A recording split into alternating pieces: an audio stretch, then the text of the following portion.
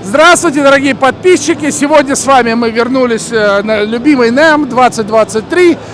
Мы находимся опять у наших друзей Wayland Guitars. Мы с них начинаем, потому что здесь у нас будет, как сказать, сборище всех наших знакомых. Сейчас подтянутся пару друзей, с кем мы сможем сделать интервью. И пойдем дальше. Много чего интересного. Джаш из JHS Pedals проявил желание пообщаться, поэтому будет тоже интересно пообщаться с ним. И, ну, ждем наших знакомых и поехали. Дорогие друзья, с нами первый наш гость, Эрик Химмел, вы его все знаете из моего канала, хороший мой друг, гитарист из группы Мумитроль. Он сейчас будет проверять эти гитары Wayland, я ему много об этом рассказал, может быть ему понравится, может быть будет заинтересован. So Eric, your first time at Namm? I'm joking. It feels like it. Every time, there's so many new guitars and new builders, so yeah, it feels like it every time. Yeah, so are you still with Mummitroll or not? Well, I used to play with them many years ago. Yeah. Sometimes we'll do some stuff in the U.S., but you know, here and there. Here and there. Okay. Окей, итак, ребята, посмотрим, что он подумает об этих гитарах и продолжим. Окей, you wanna play it? Sure.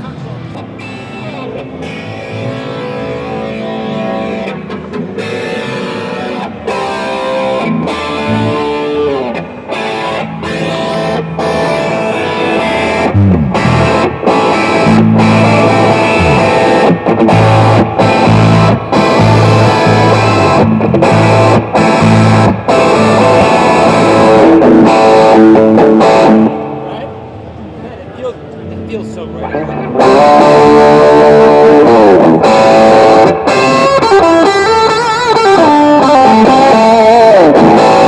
This is the first guitar I played in all of Namm, so yeah, first one.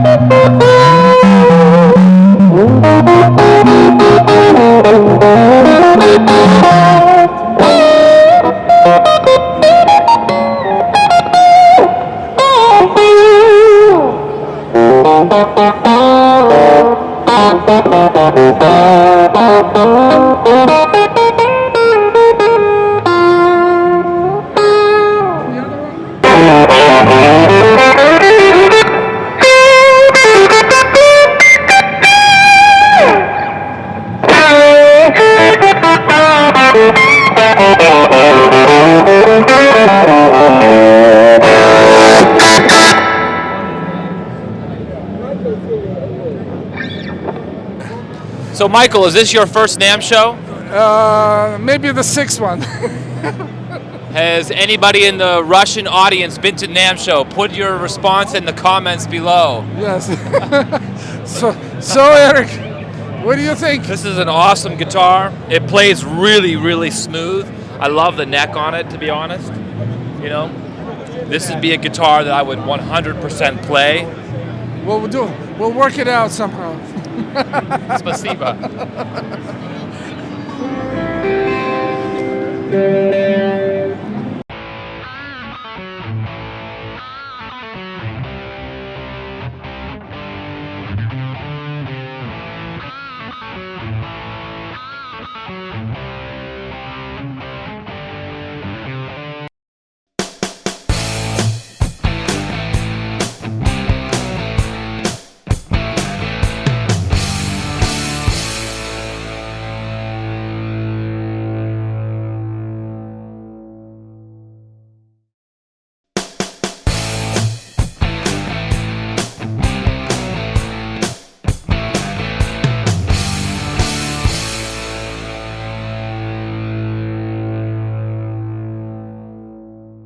Дорогие друзья, сегодня с нами репрезентатив компании Form Factor.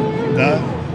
Ну что, расскажи, что тут здесь, Владик, что здесь, как тебе? Уже это как по традиции, в прошлый раз. Да, по традиции. Да.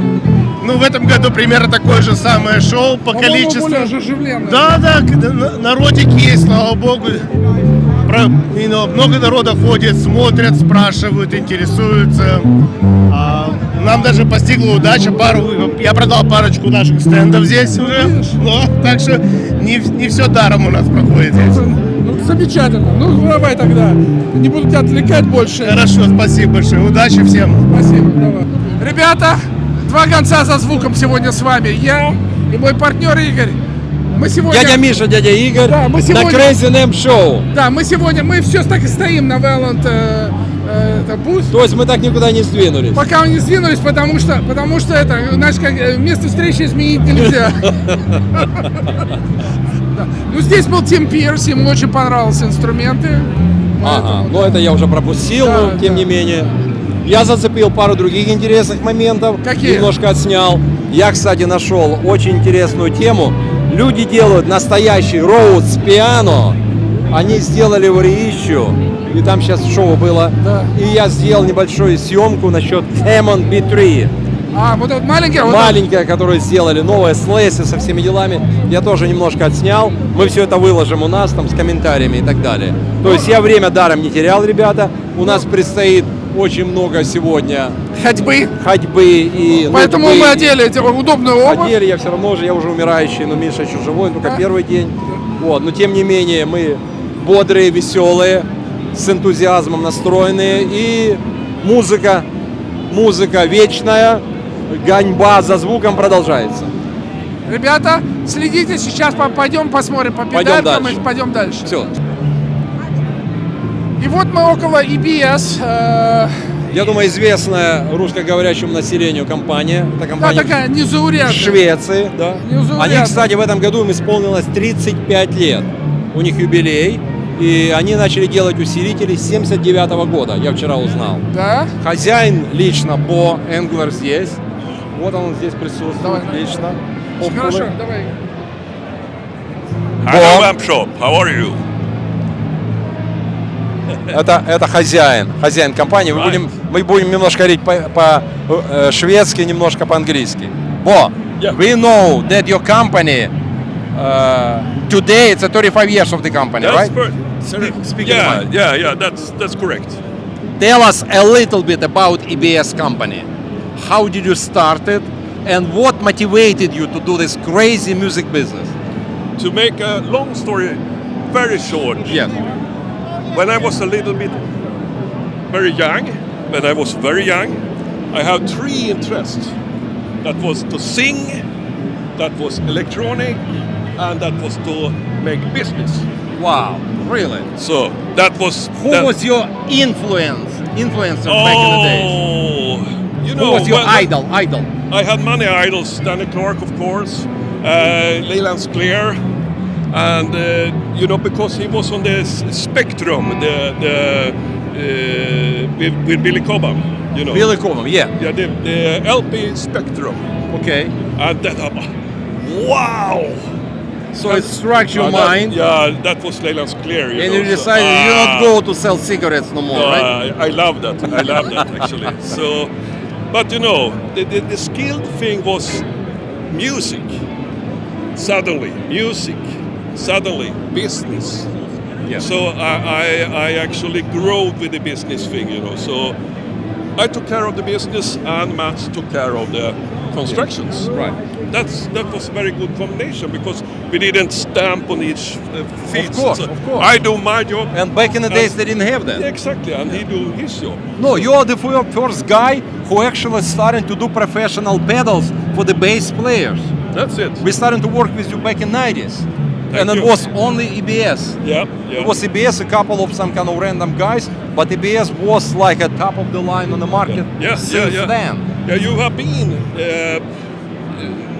have been together with EBS for many years. Right. So it must be 20, 25 years at least. Yeah, at least. So No, it's not more Ampshop than was that. for me in that time. Wow, Ampshop, that is the best shop. You know. Right. So I bought my bass guitars there. In your Yes, shop, yes, I remember that one. Vintage one. Yeah. By the way, Bob bought the bass guitar from the Amp shop back in the days. I did. And every year, Amp shop buying all pedals and amps from Bob. Yeah. So we just have fun. That's very of good. exchanging money. Yeah. Back and forth. So now, 35 years in the business, we are very proud that we still is in the same shape than we started. That's what keeping us like in the shape, keeping us alive, motivated, excited, and positively thinking. Thank you very much. I think that's the most important. Thank you very much.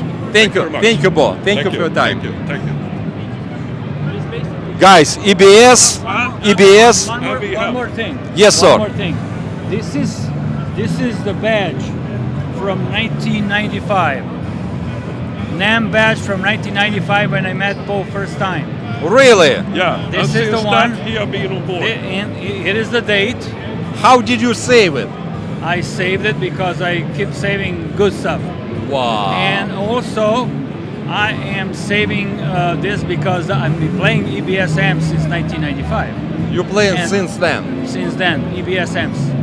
Strictly And they still work? They still work. And they still work? Yes.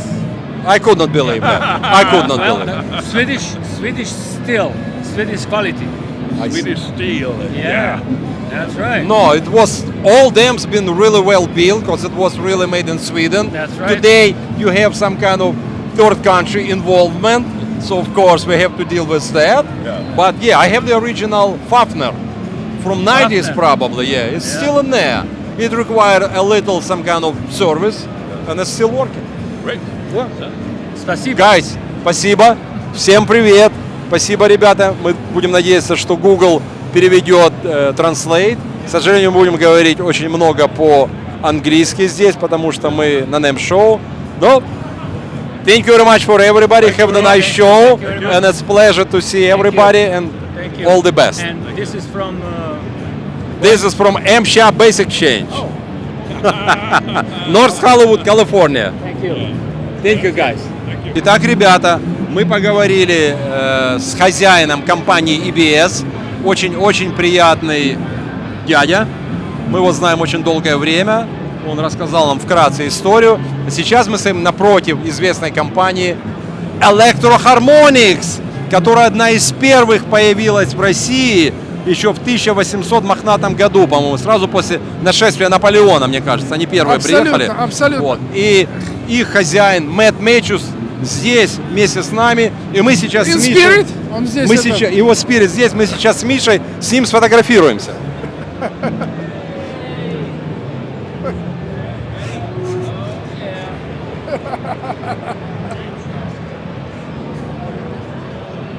Это всем известный Майк Мэтьюс, который приехал в Советский Союз со своей командой, по-моему, в 80-х или в 70-х, и привез свои педали, из-за чего началась вот эта вся педальная революция. Фленджер, Файзер, Да. этот бас, синтезатор. В общем, пошла вся А эта самое плеяда. главное, что он, когда купил Саратовский завод, Это он потом купил Саратовский завод и начал делать да, известные... его вот эти- хотели отжать. Его хотели отжать, И он он не его дал. отбил, да. И он выпускает известные лампы Softec, Да. Electroharmonics, которыми пользуются все Все, ламповые все, усилители все. в мире на сегодняшний день.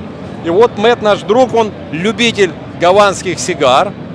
Хотя эти гаванские сигары запрещены в Соединенных Ну, Штатах. для него все можно. Ну, я не знаю, где он их берет, может, сам где-то мотает там у себя, да, там в перерыве между педалями и так Ну, далее. хватит про сигары, давай про педали. Да, Какие все вот- вы знаете, ребята, Electroharmonics педали, всем они хорошо известны. На сегодняшний день на рынке идет большой бум насчет вот этого Lizard Queen. Ну, это же Джаш помог. Josh сделал свою педаль на JHS. Да. Она большая и стоит 300 с чем-то долларов. Правда, она у них есть, можно на нее посмотреть? Нет, они сделали Limited Edition 1200 штук. Они все уже проданы. Мэтт Мэтью дизайн ему делал под эти педали. Ага. И они сделали свою педаль, которая стоит всего лишь $99. Та же самая педаль, также звучит маленькая, на pedalboard friendly, Да. спокойно туда вмещается. Также звучит. Мы, кстати, ордер уже разместили, возьмем, послушаем и сделаем на нее обзор Хорошо. потом попозже. Может быть, сейчас еще получится поговорить с самим Джашем, может быть, он что-то нам Может, мы к расскажет. Джошу под Да. этим поговорим. Ну, ребята, вот это вот обзор, это из новинок на Electroharmonics, новая педаль. Ну, давай посмотрим, что Electroharmonics Ну, остальное, в предлагает. принципе, всем давно известно. That's the one. Yeah, Yeah, that's the one. Tell us about this pedal, guys. The Lizard Queen, this is our latest release. The Lizard Queen's our latest. The Lizard Queen is our latest release. We did in collaboration with JHS Pedals. Josh Scott of JHS worked with artist, graphic designer Daniel Danger to come up with this. Who came with that idea? JHS or you? It was Josh originally. It was Josh. Yes, he created it as a fun concept of an imagining of what it would look like to build a pedal for Mike in the 1970s. But you did the design of that, right? No, artist and graphic designer Daniel Danger did. Uh-huh. And they made it as like sort of just a fun project, and then they sent it to Mike. Mike got wind of it, he liked it, and it came to fruition. We ended up doing it. I So see. Josh made some, we made some. Josh sold out. But Josh sold out totally. That's right. And you have the container coming, right? These are a permanent mainstay on our lineup right now. Which will be, what's the price point? And you can get these at a much lower price at Much lower $99. price. $99. There we go. Cannot beat that. Yeah, and Cannot it's beat awesome, that. man. It's an octave fuzz. It's spitty, Octave fuzz. It's rough. It's good. You know. Did you order one? Yeah. You did? No, I placed the order with Ralph. Oh, you I did? told him I'll be in the office. He will extend the Namm deal with the M Shop special extension. There you go, man. There you go. Cool. So, did you get to hear it yet? Yeah, I talked to him yesterday. No, I mean the pedal. Did you get to hear No, the I pedal? didn't hear that. Really? No. Look at that. He No. bought it sight unseen. He didn't Can we even. do quick sound even- sample? Yeah, you Can want to we- hear it? Yeah. Sure. Yeah. Yeah, we can play one for you. Okay. Great. Let's go on quicker. Going.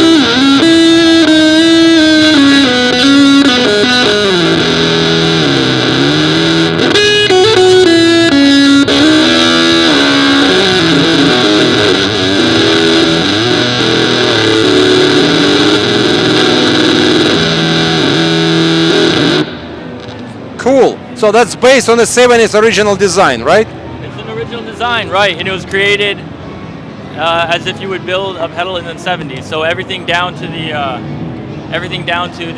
new old stock parts, and it was through and through vintagely built. You can get really that old vintage sound. Yeah, you can hear it. It's very with that octave up, Yep. which is making like a really.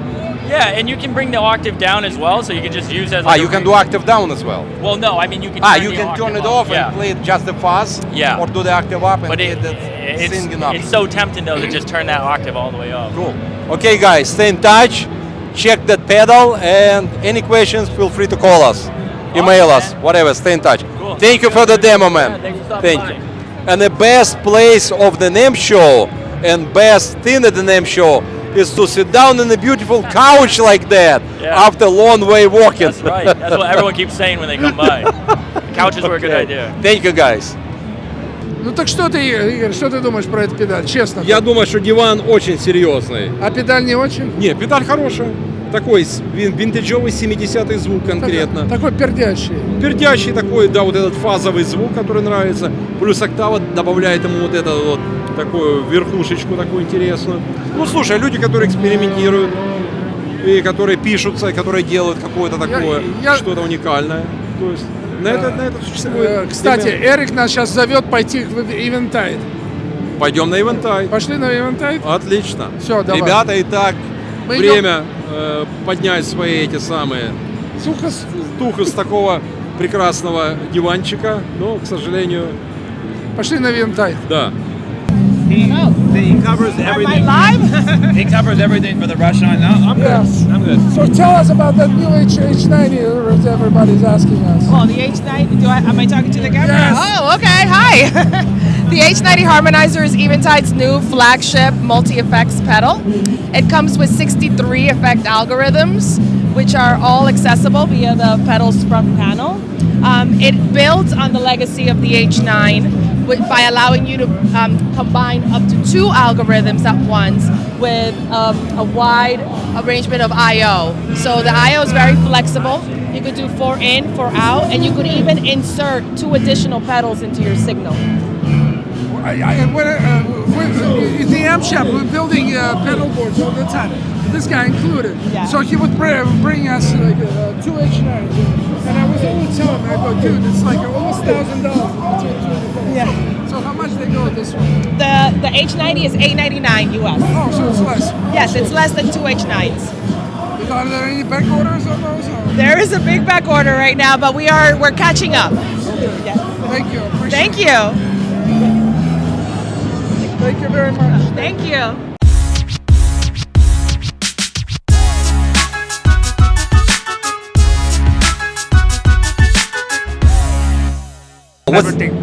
What city? What city? It's in the middle between Padua and Venice, right in the Padua middle. and Venice. Yeah. I see. So north. Yeah, North northeast, Italy. yes. And where is the pedals?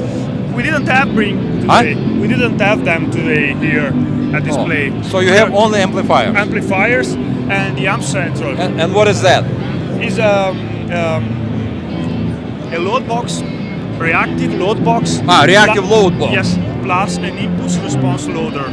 So you can connect your tube-based amplifiers into that box. What's the impedance? Different ohmage or particular one? 8 ohm. 8 ohm only. Yeah. You don't make 4 or 16.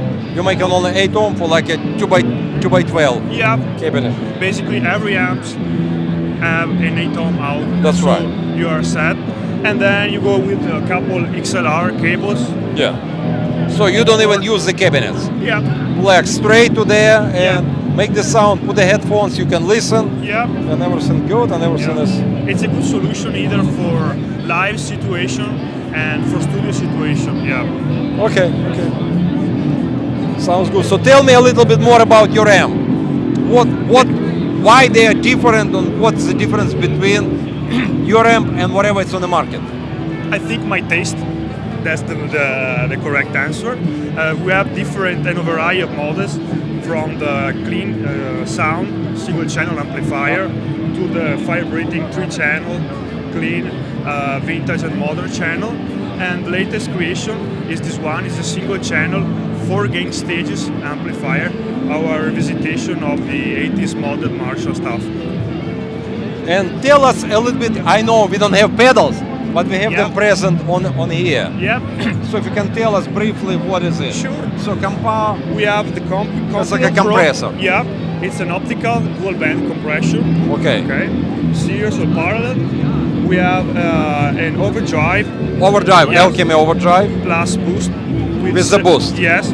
And here you can select what goes the senior routing, overdrive into boost or boost into overdrive. So you can switch the orders. They are totally independent. Okay. And we have the Chaos Theory. Chaos Theory. Yes, which is a distortion pedal. Distortion. Okay. And then our best seller, Lil Wave, is a dual chorus and vibrato. So another chorus and vibrato. I see. You have both sides, and you can select which one. So different setting, different sounds. I see. Yes. Plus the cabinet. And your line of the amps with the cabinet, everything on there. The Kali is here, Duality 100, and a smaller version. And then it's not present here. It has been lost in the shipping through here. The Leviathan, which is a dual channel high gain amplifier. Окей, ребята, если кто-то будет когда-либо в Италии, всегда Red 7, они находятся между Венесом и Падова. Всегда есть возможность заехать, посмотреть, протестировать и себе купить. Я думаю, договоритесь насчет цены. Назовите наш канал Amshop Bassexchange, получите экстра Namm Show дискаунт. Спасибо за внимание. Thanks. Thank you very much for your Gary. help and representation. Thank you. I will try to speak Russian and English a little bit. Okay. I try to speak English too. Окей, ребята, это знаменитая компания Vega Tremolo, которая делает уникальные тремоло для Fender Stratocaster. Мы перепробовали много разных вариантов. Я с чистой совестью могу сказать, одно из самых лучших тремоло на маркете. One of the best tremolo on the market right now, as of today. I have to tell. Light, reliable, adjustable, works like a Floyd Rose, both ways, up and down, with the touch of your pinky, with everything.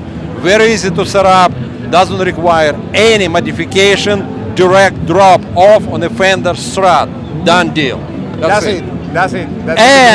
And they developed this similar tremolo for the Telecaster as well, which was a couple of companies was trying some kind of, I can say, not really successful attempt to do that, but you nail it. Well, we presented the standard version last Namm show. Yeah. You saw. That would cut my eyes right on. Yeah. But right now we are presenting the new version. Is an actually develop of the standard version because the BT2 standard need to put 2 screws on the full screws, to fix on the body of the Telecaster. Right. So it's not massive modification. Right. But somebody said, "Hey, man, this is totally not modified on my Telecaster." Right. So I thought, okay, I need to develop a new version for this kind of people that have a vintage Telecaster and doesn't want to modify anything in his guitar. So I developed the BT2 and ND, no drill. So with this BT2, you don't need any modified in your Telecaster guitar. Right. So did you upgrade it a little bit since last year? Yeah. It's an upgrade. The last BT2, but on the market will stay the 2 versions. I see. With different price, of course, because the new version will be more expensive because it's more work into the piece. You know. Okay. Okay. So let's take a look. Let's take a look. This is the new version, the ND. That's how Telecaster system works. Mr. Hoppy is a very famous guitarist in Spain, one of the best guitar in Spain, yeah, of course. And that's it. That's it, the tremolo.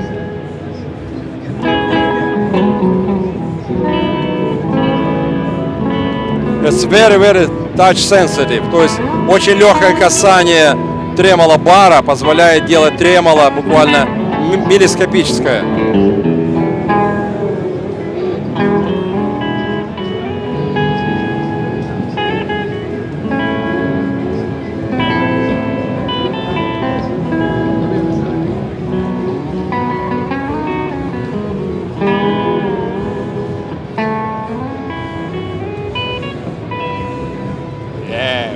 Thank you very much. Thank you. Thank you. Yeah. I want to show you this piece.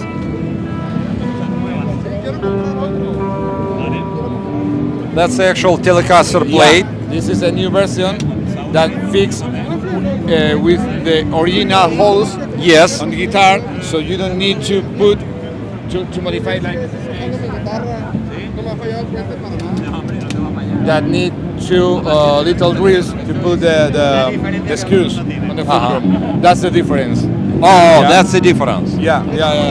But the works exactly the same. The both versions. But and we put in the tremolo right behind, right? Yeah. The actual tremolo system goes right in this part. Just like this. Yeah, because right now, but the thing is that we need to put the springs into these three holes. So we need to do a little adjustment. Yeah. Yes. But it's very easy. And this one straightforward from here to there. This is This is like a. This is the standard version.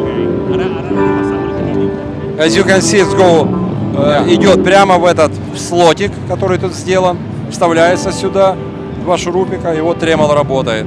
А пружины используем вместо ferrules, через которые протягивают струны, и сейчас вся система меняется, то есть струны идут через бридж. Yes? Yes, it's stainless steel. And strings go through right here. Yeah. Sorry. Strings the go springs go through instead the of holes for through the strings. body. Yeah. And through the body you take in the springs for the Correct. tremolo adjustment. Yeah. That's And sort you- of kind of modification. And you can adjust the tension. Yes. With And you can adjust the special tension ferrules. for each string. Yeah. Depends thinner or thicker. You can make them even balanced, That's way it. balanced. That's it. Good. Okay. Hey, good job. Thank you. Do you have any systems for us by any chance? Sorry? Do you have any tremolos for us to take from the show? Yeah, of course. You have? Okay, good. Okay, guys. Thank you. And thank you very much. Good to see you. You're Thank welcome, you. Gary.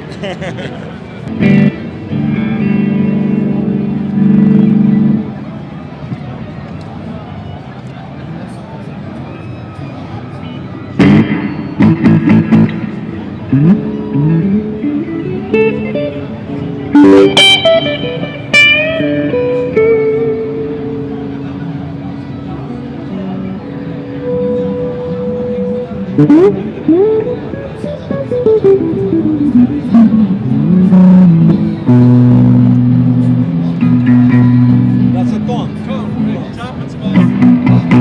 And what is this? Pickup selection. So you've got humbucker mode, single coil, and then off in the back. Oh, three-way switch. Three-way switch. So you can choose single, humbucker, or series parallel, and right? all combinations of that. Oh, too. I see. Three pickup one, then the middle switch does something.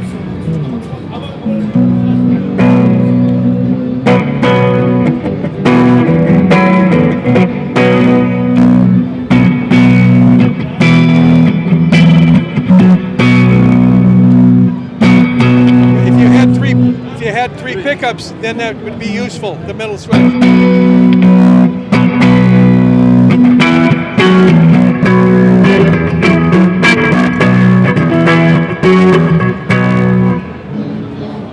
Great tremolo guitar. Guys, what I can say, light, light efficient, a lot of pickup combinations pretty much.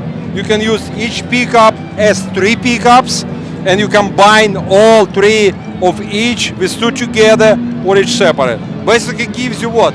3 times 3, 9, about 16 different sounds, right? Depends on the pickups. Yeah. Some of them, the fluents, have many voices.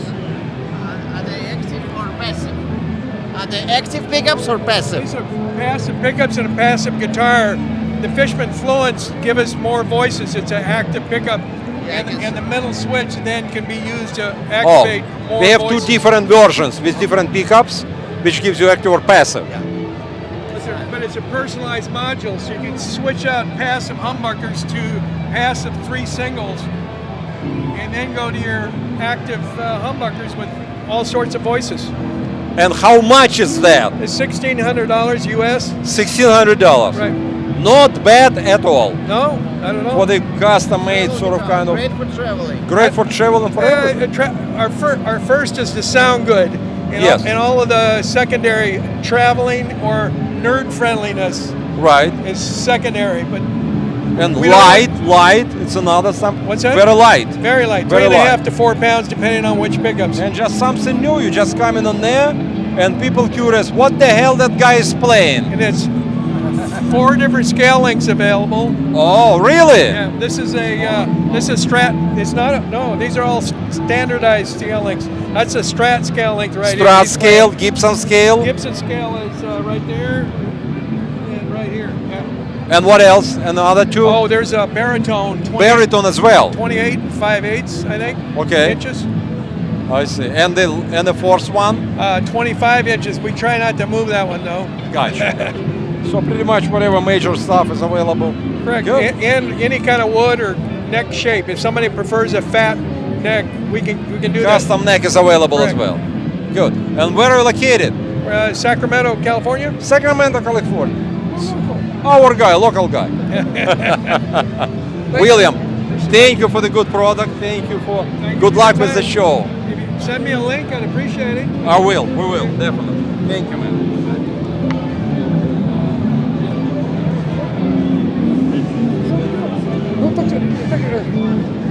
Игорь.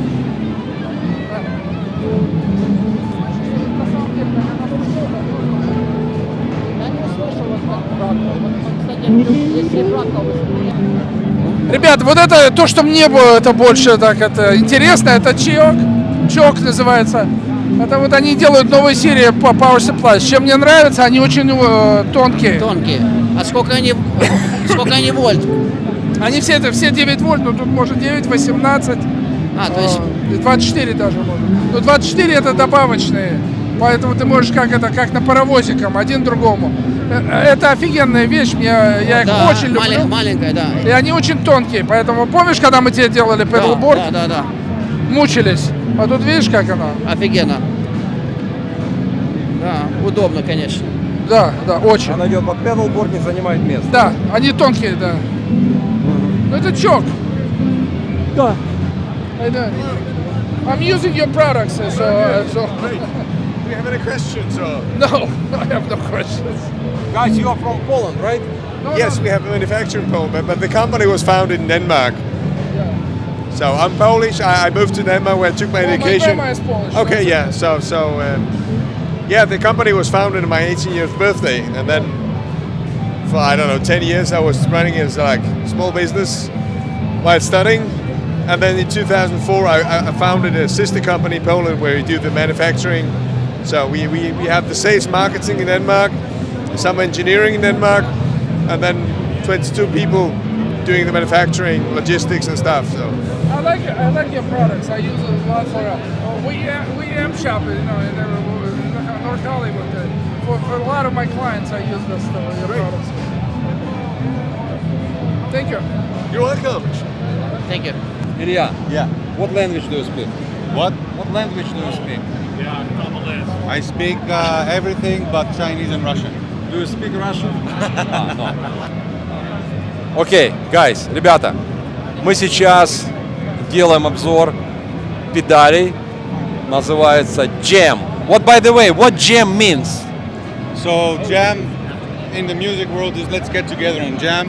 Oh, But like that's a gem, also- like a classic gem. No, but that's the initial letters of the founder's name. So it's Yanis Marilos Anastasakis, JMA. Oh, JMA. We arrange it and it's jam pedals. Got you. So it's combination of Jenny's name and a gem. Extremely clever, yes? Yes. Okay. So now we got it. We got it. Makes sense. Make total sense. And these guys making incredible custom-made pedals in very beautiful country called Greece, with the best uza, with the best coffee, right? Objectively, yes. Yes. And brought some uza for you. oh, then I have somebody who can test it. Ah. We have some good tester. Okay. Okay. We have guys here, by the way. They do guitar exhibition, you know. Anyway, cool about these pedals. The all pedals hand built, pretty Yes. much, right? Hand built and Hand-painted. then hand painted. Of course. And painting stuff might be custom ordered. Exactly. Up to your Specs. imagine, up to your spec, up to whatever you want. And also custom multi-pedals. And custom, oh, look at So that. I didn't you can see select that. any number of our pedals that you want, and we put them in one box for you. You specify the artwork.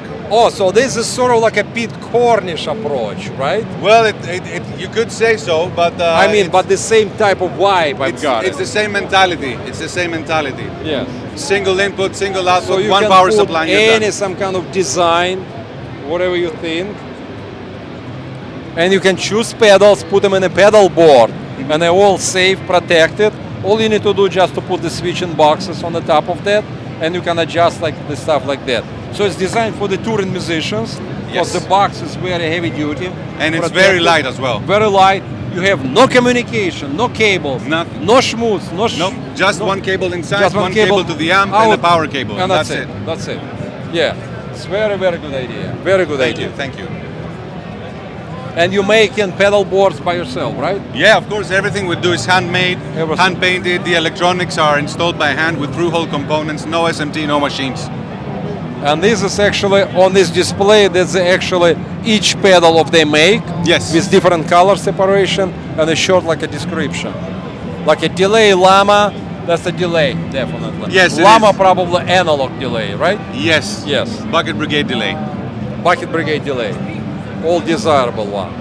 The double dreamer, it's probably double overdrive, right? Yes, you are very, very good. Okay. Then we have waterfall. So waterfall represents what? So that's a chorus. That's a chorus. That's an analog bucket brigade chorus. There we go. It's one of the very first pedals we've And made. red It's been mark very is successful. probably big muff, right? Good one, yes. Big muff, but it's a red mark which is stated for what? Well, it's Yanis's favorite color, so it's a red muck. Just red mark, okay. And monk, it's like a what? Mangoose or what? What kind of animal is that? That's a bear. Huh? That's a bear. That's a bear. Yes. So basically it's a red bear, Yes. but called red mark. Yes. Okay. Of course, the famous Wawa, Yes, the Waco. which is Waco, yeah. Yeah. And we have like a great alligator right here standing for that. And Rattler, Distortion. Rattler distortion, rattlesnake. Yes. So making that snake make sound. So each image represents some kind of famous symbol in the music. Yes. So it's very easy to memorize.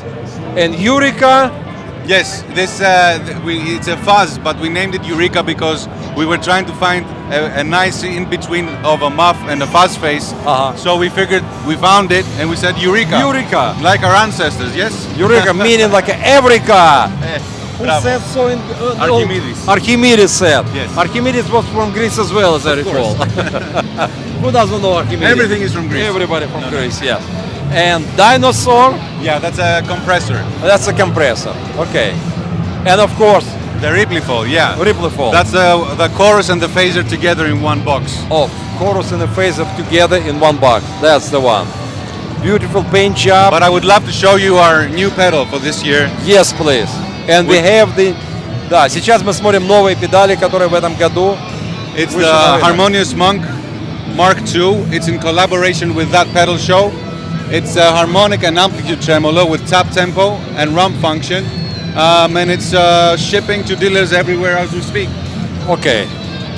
And I see the new... That's the new one? This is our bass line. Bassline. Yeah, these are bass dedicated pedals. Really? So this is they're specifically tuned for bass guitars. So you have your chorus, your phaser, compressor, overdrive, distortion, and fuzz. And the delay and harmonious monk are good on all instruments. I see. Okay. So you guys really expanded and hit the bass market as well. Of course. Which is really good. Of course. And they've been doing really well for us. By the way, how situation in Greece? Just a little question. How that pandemic affected you guys? The what? Well, it was quite tough in the beginning, but I think for everyone, but people were spending a lot of time home. Yes, exactly. And they started investing more in their hobbies and stuff. So we experienced a very nice increase in sales. Well, we've been able to maintain that for as well. Okay, we're glad to hear it. How about you? You know what? It was actually good as well. I cannot say bad. Before was like a bad situation, and after that it stabilized and started to be more like a... Listen, life is going, you cannot stop that. Yes. So no matter what is going on, we have just to adapt it to the current situation. And you're a legend and we listen to everything you say. Right. Thank you. And thank you for the good representation. Thank you for the good product. Thank you so much. Amazing stuff. And passion, Thank most you so important. much. Because guys, you love what you're doing and you're doing the best. We love to work with people like you, Gary. That's what counts. That's what counts. Thank you. I just admire the stuff, and I really admire hard-working people. Thank you so much. Небольшое лирическое отступление. Да. Временами, когда говорят, что вот какие-то вот будут аналоговые процессоры и все такое, это уже давно, по-моему, забытая тема. Да. Потому что дедушка Пит Корниш это начал еще хер знает. Еще в 1917 году, насколько я помню, да. Все вот это, я считаю, цифра убила этот бизнес. Это да, однозначно. Поэтому Но люди, которые хотят аналоговые педали и так далее, существует метод, который начал Пит Корниш. То есть он вставил всем великим звездам все их любимые педали, такие борды. И шла коммутация внутри, этим самым меньше, как он думал, что будет меньше шумов. Меньше разрывов, обрывов, меньше соплей сверху. Да, но получилась небольшая проблема, потому что с этими педалями ты в стак, больше ничего дальше нет. А второе, если, не дай бог, что-то поломается, надо звонить самому Питу Корнишу, чтобы он там все это решал, и проблемы. Да. Поэтому здесь и за, и против. Актуальнее более обыкновенный педалборд, я считаю. Конечно. Если кто-то считает, что он купил эту систему, она вечная, он глубоко ошибается, потому что завтра вышла какая-то новая педаль, которую тебе очень хочется поставить на твой педалборд, а у тебя нет места. Да. Правильно? Куда ты ее воткнешь? Да. Вытащить ты ее уже не можешь, перепаивать ты ничего не будешь. Абсолютно. Получается, у тебя есть это, теперь ты добавляешь, и взял, в конце концов, большой педалборд, поставил туда это и начал добавлять. Вот посмотрите, вот через дорогу, видите, вот это Neural DSP. Они все, вот любая аналоговая система сейчас вот убита вот этой компанией. Убита этой компанией, все. Потому что время идет, технологии развиваются, и то, что было 50 лет назад, к сожалению, сейчас идет совершенно другие способы решения этой проблемы. Абсолютно. И все. Одна маленькая микросхема заменяет целый зал с ламповыми. Поэтому, ребята, лучше быть, сидеть с паяльником самим, чем идти на маркет с чем-то с таким, потому что или цифра много со временем пользоваться цифра убивает. Тем, что либо тебе нравится, либо то, что тебе удобно. Да. Ну что, пошли дальше. Никакой разговор о педалях не может начаться и закончиться это как педалями компании Boss. Boss и Electro-Harmonix. Там мы уже побывали. Да. Это была вторая альтернатива на маркете. Я смотрю, ничего, кроме вот этой педали, что Echo Space, которую они сделали поменьше. Ой, секси. Да. Больше ничего нового нету. Они все остается как и так же. Вот Distortion они сделали Vazacraft, но он, по-моему, был в прошлом году. Chorus Vazacraft. Это было миллион назад. Да. Вот эта новая педаль, кстати, они слайсер выпустили. А что он слайсер? Она делает, ты записываешь свой звук на миллисекунду, и он ее повторяет. Понимаешь? Интересная вещь. Но это, я не знаю, как она применима в жизни, но я думаю, для рекординга, для студии это интересно. Или если ты играешь вот как на вот, Этот парень, да, там да. сзади, который И ты создает играешь под фанеру там или звуковой под фон. какой-то аккомпанемент, тебе надо что-то разукрасить свое. Да. Я думаю, это да. Ну что, пошли дальше. Наши педали. Да, да. Это же наши бутылки. Да, Или как дубинки, наши дубинки. Да, блин. у нас уже, ребята, вы же знаете, у нас тут есть одна педалька нам попалась такая. Попала, да. Вот большая. она конкретно. Да, это вот эта Она не компания. от них ли нам попала? Не, это, я думаю, не они, потому что они просто тут другие ребята. Игорь, нас слушают. Миша, да. Я передаю микрофон в руки нашему гостю. Да, Стиву, да, гостю, да. который прибыл. У меня сейчас митинг, мне Давай. надо отлучиться. Давай, всё. Я потом к вам вернусь. Давай, спасибо. Окей, Славик. Да. Это Славик, мы с ним играем. Да. Он у нас перешел полностью на цифру, поэтому тебе все это просто до лампочки. Ну, мне интересно, у меня раньше были педали, я играл на педалях. Просто я решил перейти на цифру. Ну, мне просто так удобнее. Ну, хотя звучат, я уверен, они... Да. Это, конечно, у нас было... В магазине мы торгуем этой компанией. Они начали свою продукцию вот именно с этой Kali 76, это был их компрессор. И дальше пошло у них. Я буду делать обзор отдельно на одну педальку, поэтому мы я понял. побольше поговорим. Пошли дальше. Что у нас? Ну, педали здесь море, конечно.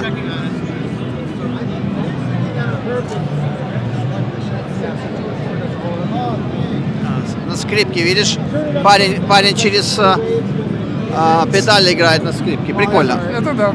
Sorry about that. No problem.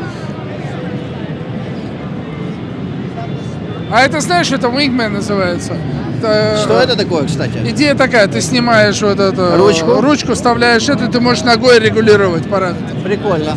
Да, но если у тебя хороший баланс, то это работает. А если у тебя баланса нет, то ты так херлобысь. Понятно. И надо удобную обувь наверняка. Да. Пойдем дальше. Это твоя любимая компания PRS. Они сейчас они педали начали делать? Да. Я не знал. Да. Это вот их новые педали. Это сам Пол Рид Смит, это его бэйби. Он вот решил войти. Я не знаю, вовремя или не вовремя, но он вошел в это. Это он чисто уже балуется. Да. Ему уже так, чисто по кайфу. Дальше. Это Earthquake Devices. Педали море, конечно. Это интересная вещь. Это их не лупер. Ага. Это как мини-педалборд. Ее ставишь на педалборд, если тебе нужно там делать... лупировать, да, я понял. Не лупировать, а тебе надо делать несколько, например, цепей. Ага, я понял. В педалборде. У меня есть некоторые клиенты, кому именно вот такое нужно, поэтому... То есть ты нажимаешь одну кнопку и ты программируешь 4 педали на одну кнопку, чтобы не прыгать по педалям, я понял. Ну, очень приятно видеть, что Biosonic опять вернулись в бизнес. Ага, у них был перерыв? Да, был перерыв, да. И они делают... знаменитый наш Билли Гиббонс играл на этих педалях, поэтому... Зизи Топовец, конечно. Да. Это... По-моему, это Зак Уайлда, Overdrive. Нет. Похоже. Ну, очень похоже. Это даже... Это похоже на Boss. Да, но это азиатский продукт. И это сделано из такой мини-процессор. Посмотри на фут-свитчи верхние. Да, очень, кстати, грамотно. Нижние меньше, а нижние выше. Очень грамотно. Я не знаю, сколько это стоит. А мы можем спросить. Этот процессор идет за $350. Ага. Вот. Я думаю, тяжело проверить и послушать, как он звучит, потому что такой стоит грохот, и слушать через наушники, я это не понимаю. Ну да. Thank you very much. Thank you. Thank you. Пошли дальше. О, это Supro. По-моему, они делают усилители. Да. Мы тоже торгуем этими педалями. Сейчас Игоря рядом нету, но я, честно, откровенно не любитель их. Ты пробовал, да, их? Да, мне не нравится.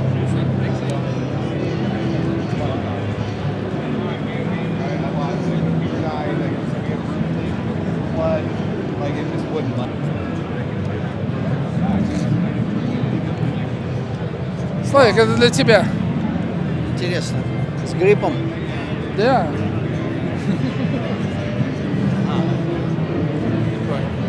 А вот они, наши местные Voodoo Lab, вы видите. Это уже, как понимаешь, нужно в бизнесе соревноваться. Мы, до этого ты видел, вот мы делали чок. Видишь, это точно такого же почти размера, только это местного запала. Это наши ребята. И Voodoo Lab, да, я знаю. И когда-то мы пользовались именно вот такой. Да, но сейчас уже, видишь, А теперь, видите, она в 2 раза тоньше. Ну, это потому что импульсные. Это не импульсная, это импульсная. Понятно. Она лучше работает. Радиаторы. О, это ближе к делу. Они, конечно, делают свои педали. У них был знаменитый это Sparkle Drive. Но не такой накрученный, если у них есть другой чуть-чуть. Хорошая педалька. Тремолу я пользовался, я оставил клиентам. Не очень. Мне лично не очень нравилось. Она слишком очень темно звучит, dark sounding. Понятно. А так это... Что дальше у нас с вами? Так. Опять же, столько производителей педали. Надо слушать. Просто. Да. Просто уже не знаешь, с чего начинать, на чем заканчивать. Но вот честно, вот как изготовитель педали, как дизайнер, я вижу ошибки. Вот это чисто для меня, потому что вот когда делают педали слишком высокие, на pedalboard это неудобно. Ну видишь, это Япония, вон, handmade in Japan. Ну. И вот это, когда вот 2 педали вот ставят, вот случайно нажимаешь, да. Но может быть это сделано специально, чтобы нажимать сразу на 2. Я не знаю, скорее всего, одна или другое. Потому что на одно нажать и вторую не зацепить невозможно. Да, меня это не до... О, я уже вам говорил, видите, скромные со вкусом. Я их очень люблю. Самое лучшее, я считаю, Overdrive. Thank you very much. Thank you. Я их очень уважаю. Я эту педальку очень уважаю. Я считаю, один из самых лучших овердрайвов на маркете сейчас. Ну, это Power Tube реактор. Vox. Когда ты играешь это, то она прыгает. Power Tube реактор. Интересно. Кто во что гораст. К сожалению, ничего мы не можем попробовать, потому что все, как вы видите, надо слушать через наушники. А звук там, естественно, не будет, да. Это Microtubes. Вот если вы видели, кто это Neural DSP, это их компания. Вот с этого они начинали, Microtubes. Они делают хорошие педали для бас-гитар. Вот экспандоры опять.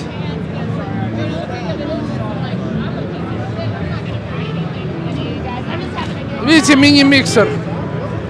Неплохая вещь, кстати говоря. Вот, ребята, вам это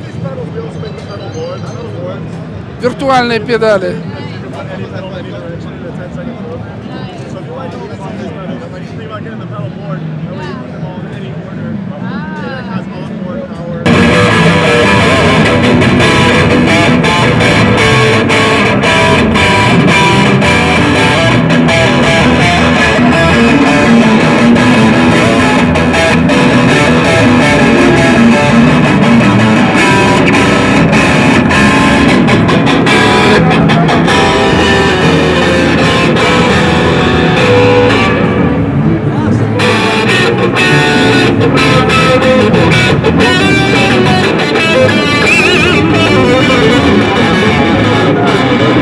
Дорогие друзья, у нас сейчас чисто случайно появился очень необычный гость, всем известный probably в бывшем Советском Союзе Валерий Гаина. Вы сейчас все слушаете, как он играет. Мастер Лес Пола в 1984 году, как я помню, до сих пор не унывающий, не умирающий и до сих пор играющий. Валера, скажите... Вечно живой. Вечно живой. Скажите... Я жил вечно. Скажите пару слов для советско говорящей аудитории. Ну, во-первых, всем привет. Приятно говорить на русском. Да. Вот. И огромный привет. Приятно находиться на Namm шоу. Приятно встречать украинскую компанию, представляющую здесь вот свои инструменты прекрасные, которые вот я сейчас как раз... Неожиданно. Да, выплывшую. Неожиданно появилась. Столь тяжелое для всех время, но тем не менее. Да, и радостно, что мы, в принципе, все знакомы. Да. Как оказывается. Да. Когда-то всегда одна большая семья, она не распадается, да. Не разбегается. Просто несмотря на другом континенте, но спустя 30 лет или там сколько, 40, да. Но мы встречаемся все равно. Несмотря ни на что. Да, то есть музыка нас держит вместе, связывает. Совершенно Я тебе сказал, когда увидел, что просто как приятно, что Namm шоу существует, потому что мы можем здесь встретиться. Только здесь, больше нигде. Живем 2 блока друг от друга, да? Вот именно. Так что, надо прийти к тебе, посмотреть, проверить, как твои дела. Конечно. А я бы к тебе заглянул. Ну, слушай, вечно какие-то плечухи, какие-то эти. Но тем не менее, слушай, мы все в строю, продолжаем делать то, что мы делаем, продолжаем наслаждаться тем и тем. М-шоп должен давать жару, давай. Еще много инструментов должен продать. И объединять людей, объединять музыкантов и, в общем-то... На благо мира и на благо мира. Да, самое главное. Да. Вот это мы только за мир, и на все, что это, мы чисто, то есть будем надеяться, что музыка в любом случае победит. И... Победим обязательно. Я думаю, что в любом случае вот это все закончится сейчас, и времена будут лучшие с точки зрения, потому что уже будет всем все понятно, как вообще надо выстраивать отношения. Новый мир начнется. Да. Новое, понимаешь, это будет возрождение. Любые хорошие отношения, самые плохие хорошие отношения лучше, чем самые хорошие плохие отношения. Однозначно. Я каламбуром говорю, но тем не менее так оно и есть. То есть так что мне приятно видеть всех здесь, и очень рад тебя видеть. Так что Валера, спасибо. И как всегда, мы всегда были admire your talent. Спасибо. Когда ты начал? В каком году приехал? Ты в Сочи в каком году приехал первый раз? Я в Сочи был в 78-м. Это первый наш приезд в Сочи. В 78-м год, и мы участвовали на сочинском фестивале, вокально-инструментальный ансамбль. Я еще был тогда в «Молодых голосах». Да. И мы, кстати, взяли 2-е место. Ну, когда вы с круизом приехали? А с круизом мы уже ездили почти каждый год, начиная с 81-го. Вот с 81-го, я помню. Почти каждое лето. 80-х, да. Так что... У тебя, я помню, был этот самый Гибсон Лес Пол Хассон был шикарный. 75-го года, 78-го года, но реищу 59-го. Ага, да. Вот такая гитара была. Тогда в те времена это была бомба. Эта гитара мне сломала спину за Он же тяжелый лет. был. Да, очень тяжелый. Очень. Это просто... Да. Это одна из самых таких тяжелых. Да. Нет, самая тяжелая была у самого Лес Пола, потому что я с ним, когда встретился здесь, вот в начале 90-х годах, я был в группе «Карма», и мы на Namm шоу познакомились с Лес Полом, а мы играли для Гибсон. «Карма» играла тогда, моя группа. Да. И он к нам подошел, он просто нас обнимал, ему очень понравилось наше выступление. Там потом он пришел на концерт, и он сказал мне про самую тяжелую гитару, как Гибсон Лес Пол. Я ему рассказал историю, что я играю на этой очень тяжелой, играл 12 лет, и говорю, у меня теперь проблемы со спиной. Он говорит, ну ты знаешь, у меня есть тяжелее, чем твоя гитара.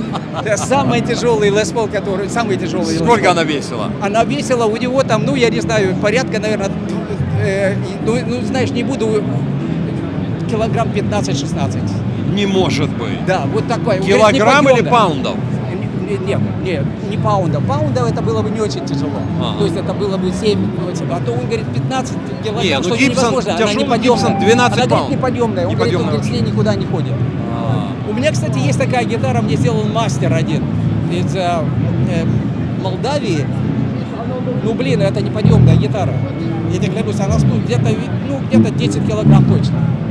Просто только дома на ней играю. Она звучит очень хорошо. Там, такой стратокастер, там просто форма, все. Это нереально. Это нереально, да.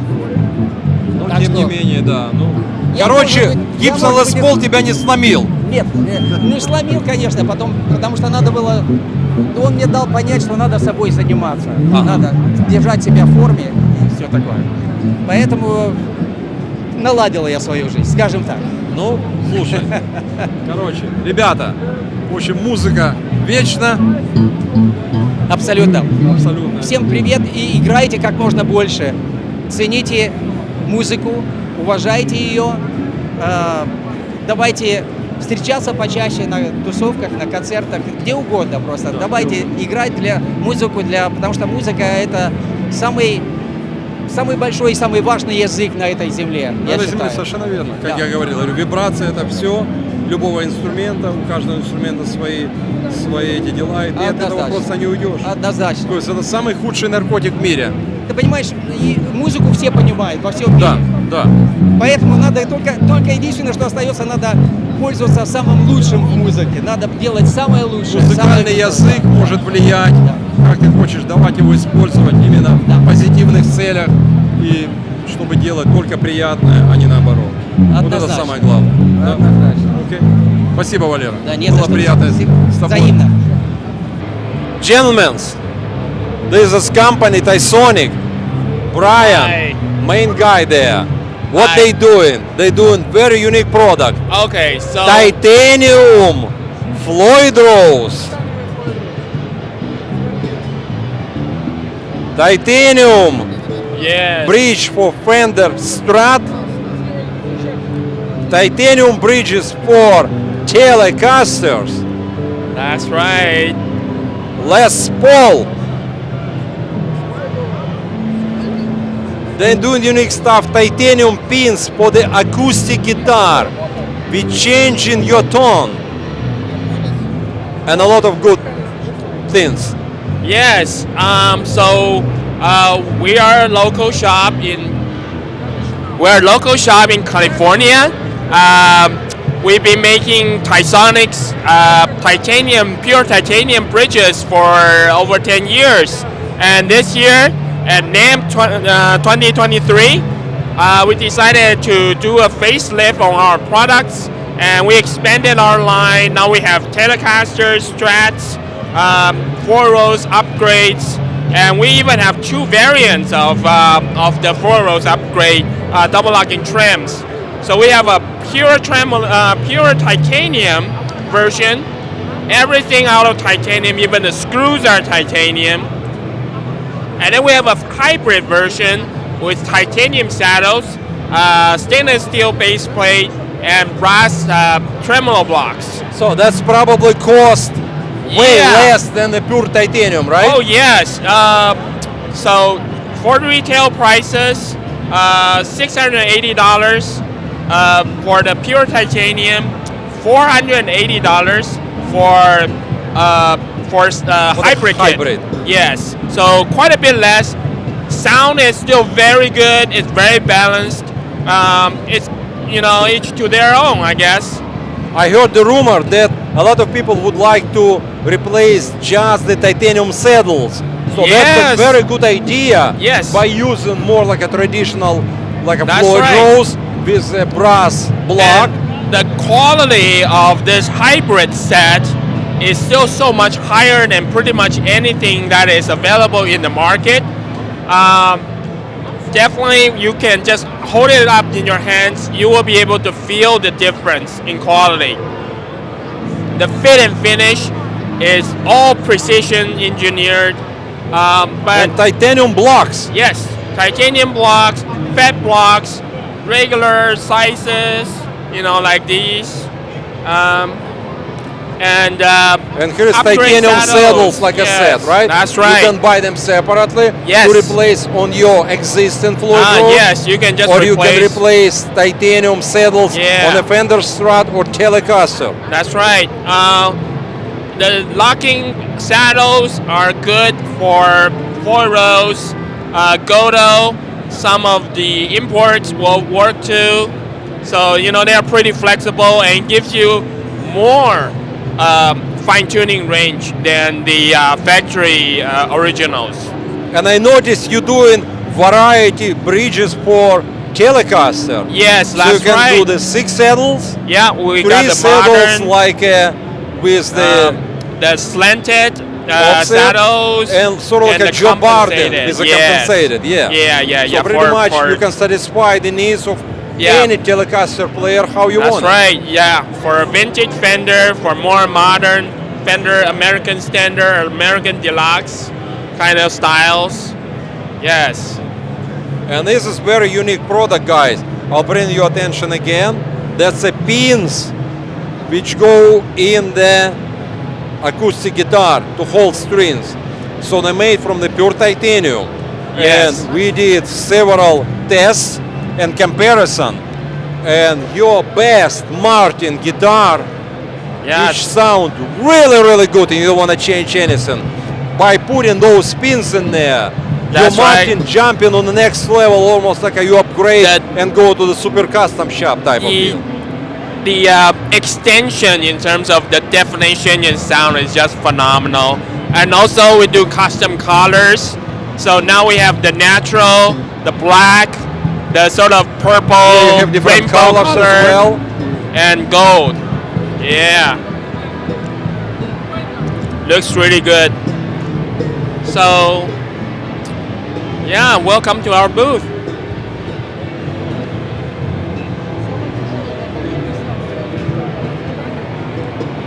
Yes. So these high-end tuners for the acoustic guitars. So the Perona tuners, we're hand building these in Taiwan.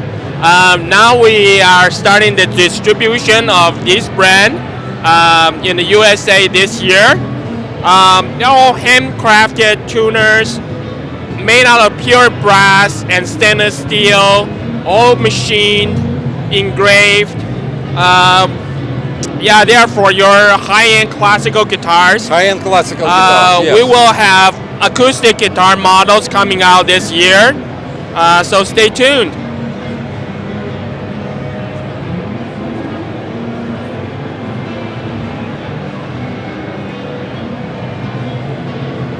So if you have, guys, classical guitars, usually they all have problems with tuners because they don't. Some classical guitars doesn't use the high-end tuners. That's and that's right. the main part of the guitar to stay in tune. Yes. So just replacing them. and It's just one of the upgrade most your important part in a classical guitar. Yeah, one of the most important part of the classical guitar. Yes. Exactly. That's right. Brian, thank you very much again. Thank you very much, It's Amshop. nice to see you at the Namm show. Good luck with everything. Thank you. We're dealing with your product for a long time. We're supporting your company as much as we can. Yes. And we're always glad to see new product coming. And we All really right. appreciate your hard work. All right. Thank well, you. We'll continue working together. Thank you Brian. for your support. Bye. Guys, it's one of the very, very famous pedal builder guys from Japan. Shingo is here, one of the main guys of the company. So he will tell us a little bit about the pedals. Okay. Shingo, what is so special about your pedals? Well, the brass enclosures. Brass enclosures. Enclosures that we are made in Japan. Everything's made in Japan. The interesting part, the enclosure, it does affect the sound. It does. By the way, that's a very famous Gen Ray.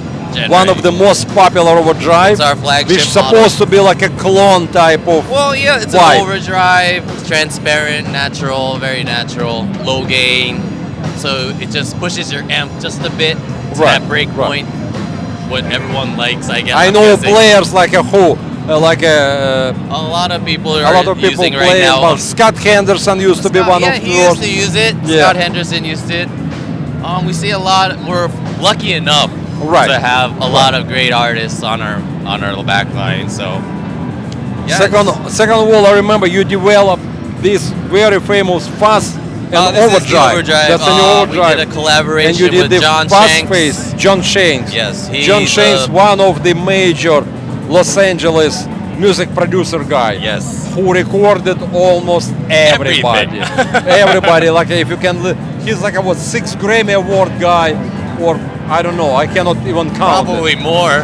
Yeah, And very he's good. with Bon Jovi guitar right now. He's with Bon Jovi right now, and he recorded last 2 albums with them, correct, and he's on correct. tour with them. So they developed 2 pedals by John Shanks with collaboration with him, with his twig, with his knowledge, with his ears, how it is, and they're available. Then I noticed you have like this is like a new one, right? Well, we came out maybe 2 years ago. during the pandemic. During the pandemic, because yeah. you've been sitting at home, there was nothing to do, so I decided to put on the market some new cool product. So tell us a little bit. So this is a collaboration with Josh Smith. Josh Smith, Boss yeah. Smith.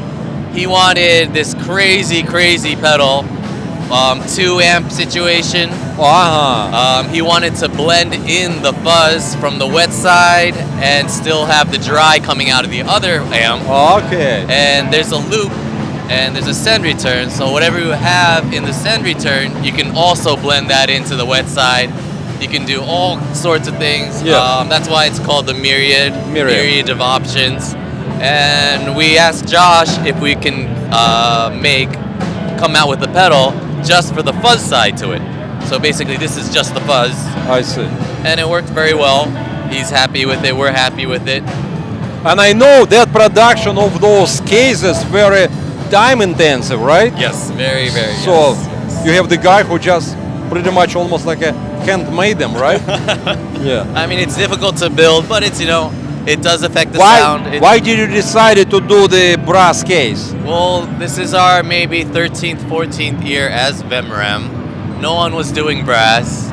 I mean, it looked cool. Looks really cool. It's heavy, and it does affect the sound. I mean... Right, and it's really separate your company from anybody else. Yes, during because that nobody time. doing it because it's a expensive technology. Exactly. Everybody using regular zinc or whatever, like an alloy. Yes. Just to do just the bind generic cases, which you can buy everywhere right now and just put like a simple production. But these one like a really spend time and design and everything in there and makes them. Yes, we want to keep it everything quality control. Right. We're still a small company, but we want to keep everything simple. Right. And this is our new product that will probably be released maybe June, July. It's a boost pedal with a bit like of a gain. New one. A new one, yes. Okay. A bit of gain, bit of grit to it. 2 tone controls, bass and treble. So like a boost with 3 tone control. Yes, correct. And the boost is more on the clean side or give you like a gain? You can have it to the clean side. Depends how you boost. Exactly. You can have gain to it as well. Okay, more boost you drive in the amp, you get in that type of sweet spot. Yes, the sweet spot. Okay. Cool. Okay, guys, once again, Namm company from Japan. High quality stuff. It costs more money than regular company. A little bit, but it's worth all money you spend for that. It's really worth it, guys. Really worth it. There is a big demand, and for us, it's even hard to keep them in stock because it's a small production. They're making limited quantity, and always there is line of people who on waiting list, waiting. All right. Thank you very much. Thank you, and have a nice show. Thank you. Thank Thank you, Gary. Good to see you. Yes.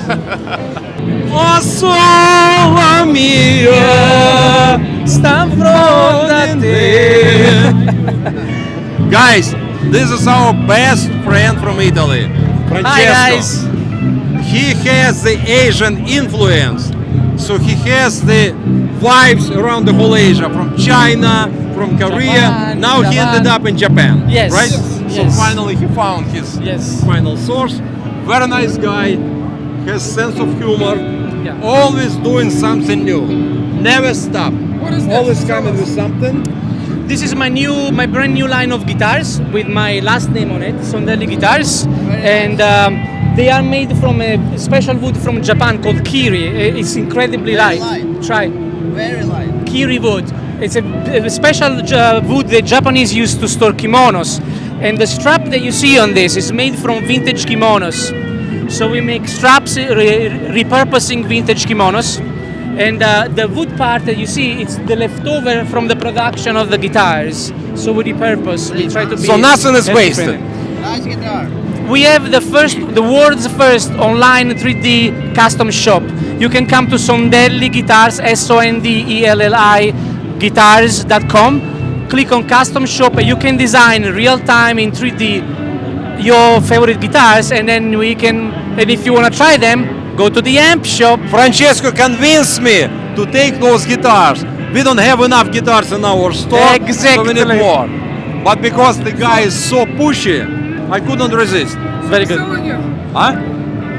And now you are obliged to sell them. Right. Thanks. Yeah, I do 2 different kind of headstock, both in reverse and straight. Custom pickups. This one is not a custom bridge, but this is a prototype. We'll have a custom bridge. And again, go to the custom shop online. You've never seen anything like that. Gary saw it. You 360 degrees spinning, change the colors. I like the tremolo rested against the body. I like that. Yeah, this is locked. This is now locked, so it's turning into an hardtail. Yeah. And that's it, guys. So those guitars will be available. The good about it is you can go online. You can click on the guitar you want, and 3D image allow you to select all options, all color, all neck profile. You basically create your own guitar online. Click the button, we get the order. Francesco makes them in Japan. 60 days, guitar delivered to you. Especially if the DHL and FedEx do a good job, they get there on time. Yes, yes. And plus custom shop options available. You can do relic, you can do nitro finish. This guitar has the nitro finish, like an old Fenders. They all have lumin lay, like luminescence. And lumin lays on the side dots. They glowing in the dark. Truss rod at the body. All guitars have an option of roasted maple. Roasted maple neck. This is a tinted roasted maple. And yeah, they sound wonderful. Besides, you try them. Yeah, I tried them. Yeah. And guys, I will tell you the secret. They are very cheap with today's market situation. Very affordable, not very cheap. Very affordable. Yes. Compared with anybody else, they're really cheap. We talk to the seller person here. Well, there you go. We do, depending on the customization you do, obviously. But a standard model in the US with Gary will be below $1,000. A custom shop will be below $2,000, delivered in 60 days. There's nothing like that on the market right now. Made in Japan. And if you visit the website, we have some big stars already making their own custom series. Cool. Laser engraved. Славик, как ты хотел, reverse headstock. Yeah. Super light. Очень легкая. And you know, I know it's loud here, but try to play an open chord. It's so resonant. This wood is amazing. Открытый аккорд, возьми. Play a chord. Play аккорд открытый. Look how resonant it is. Even, without amp. Now, yeah, it's very loud, but how do you say goodbye, arrivederci in Russian? In Russia? Пока. Пока. Don't me make it say bad words in television. Пока, no, пока. Пока. Okay. Ciao. Ciao. Ciao. Пока. Пока. Ciao. Ciao, бомбино. Мы со Славой любители больше фрактал системы, но я знаю, что вся Европа помешана вот на этом Neural DSP, Quad Cortex, поэтому вот я вам говорил, что я доберусь до него сегодня с вами и посмотрю, что они сейчас только что говорили с representative, он говорит, что они выпускают editor software, сейчас она в бета, но она выйдет очень скоро, и когда вы покупите эту систему, вы можете так же контролировать, как на фрактале. Но почему-то странно, что они ее сразу не выпустили. Они сначала выпустили эту систему, а потом они уже 2 года разрабатывали вот этот editor. Ну, кстати, мне очень странно это, потому что Neural DSP у них же есть на компьютере вот этот плагин. Ну да, есть. Так чего они это не выработали? Ну нет. Непонятно. Да. Ну, как всегда, если вы можете обратить внимание, у них все по минимуму, потому что много чего нету. Вот. Пока у них только есть вот ва. Что у них еще здесь есть? Ну, они в процессе разработки, да, поэтому... Да. Вот, это у них вот гитара. Ну, немножко, я тебе скажу честно, по сравнению с фракталом. Ну, если честно сказать, я больше к моделерс люблю, чем вот эти, потому что где с моделера сидит человек, он придумывали. Вся компания просто посвящена тому, чтобы придумать звук.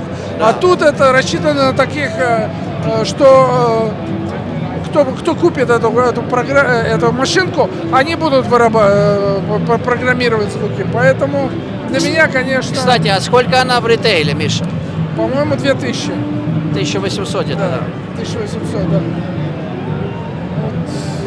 Ну что интересно, смотри, каждая кнопочка, она же и контроллер. Она же и контроллер, да. Тут только есть одна громкость и все остальное через фуд-свитчи. Да, вот видишь, например. Да, у них, я понял. И тачскрин тоже, кстати. Да, вот нажимаешь, должно быть. Да, вот это очень удобно. Вот видишь, и у тебя есть это. Да. В этом смысле, конечно, удобно. Но, понимаешь, это энкодер, смотрите, ребят. Ага, то есть она может... Они гарантируют, я с ними говорил, они гарантируют, что эти энкодеры, они тестировали, он говорит, полмиллиона функций, они работают. Ну... Надо, чтобы прошло время. Да, время покажет. Ну что интересно, я не знаю, как в Европе, но в Соединенных Штатах, когда они вышли, их было просто, на них был ажиотаж, все покупали, кому не лень. По-моему, даже люди переплачивали в районе $500 за нее. Было, да, в начале. Да, сейчас я смотрю на ревербе, их очень много. Их начали много выпускать массово. Не, я думаю, нет. Я думаю, все, кто купили, или разочаровываются, или просто они им не нужны. Потому что многое, очень много. И в районе где-то уже 1500 я видел. Да, это много. Да, поэтому, я не знаю, как вам, но мне вот идея с тачскрином не нравится. Потому что... Большой экран очень удобно, конечно. Тебе нравится, да? Ну, большой экран, конечно, лучше, чем маленький. Но мне как-то не очень, я как-то не очень поэтому. Вот интерфейс, конечно, удобно, что ты можешь как на айфоне вот так играться. Да, это чистый айфон, да. Да, но... Ну, смотри, здесь еще блок питания, то, что ты говорил, не очень хороший. Вот смотрите, ребят, вот эта идея мне с блоком питания мне очень нравится, потому что это как-то непрофессионально, потому что лучше было бы, если бы блок питания был вмонтирован в нее. Но в то же самое время она была бы утяжелена, раз, и второе, больше размером. Они гнали за размером, потому что размер должен быть не больше, чем вот этот компьютер. Это была оригинальная идея. Я разговаривал с он должен был бы больше? Они хотели как не больше размера MacBook Pro. Понятно. Но чтобы поставить, нужно, чтобы встроить Power Supply, как, например, в Fractal, даже тоже в FM3. Там должно быть место. Она должна быть толще, и должно быть место, и все такое. Понятно. CPU здесь, по-моему, такой же, как на Fractal. Да, наверное. Да. Ну, ребят, вам судить, не мне судить. Я, честно, откровенно...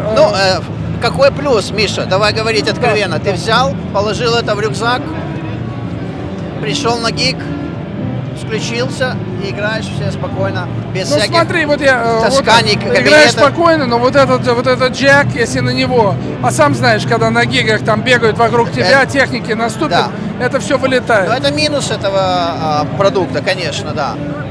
В Фрактале и в Line 6 Felix там нормальный. Вот даже посмотрите, видите, ребята, вот он, смотри, видишь? Да. Все включают. Вот смотри, вот видишь, я выключал его, она уже вылетает, видишь? Да. Но это на гиге, ты скажешь, это недолго прослужит. Это для меня это игрушка, честно я вам скажу. Ну, я знаю, что меня сейчас вы, наверное, там сотретесь в пух и прах, потому что очень много любителей этого. Я знаю, Megadeth играет на них. Полно кто играет на них. Да. Но я заметил, все, кто их имеет, она у них стоит в раке, как педаль. Никто а контроллер у них перед ними. То есть она на сцене не стоит? Нет. Понятно. Именно, я думаю, вот это большой минус. Да. Ну да, это как игрушка получается. Большой минус. Сколько берет времени запутать, интересно. Там выключатель есть, кстати? Нету. Вот она путается. Ну, примерно столько же, сколько бы Fractal или Line 6. Все плюс-минус. Ну, ты играл на Line... К сожалению, здесь не поиграть нельзя, но... давай ты сейчас поиграешь, одень наушники, поиграй, дай мне свое мнение. Ну, как твое мнение через наушники? Звук похож на AC/DC. Ты можешь взять Не, ну вот ты играешь, вот у тебя был Line 6, две модели, да? Фрактал. И Фрактал у тебя вот это по... Мне кажется, что, ну, опять же, это только один звук, который я сейчас включил.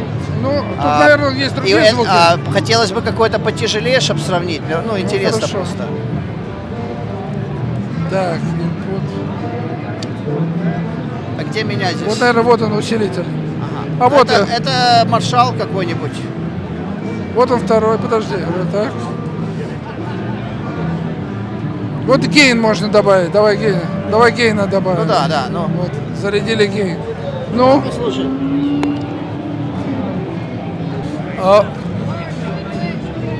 Звучит неплохо, мне нравится.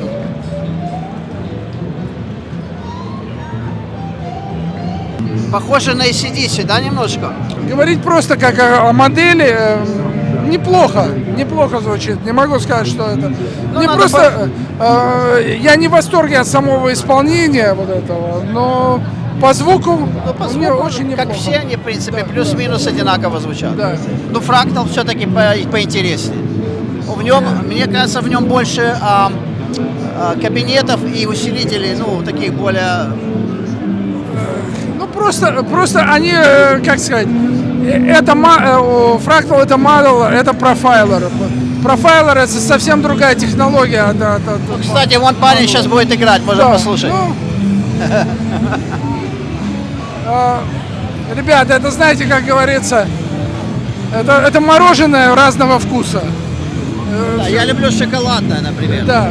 Многие любят ванила, шоколадное, это не имеет значения. Поэтому каждому свое.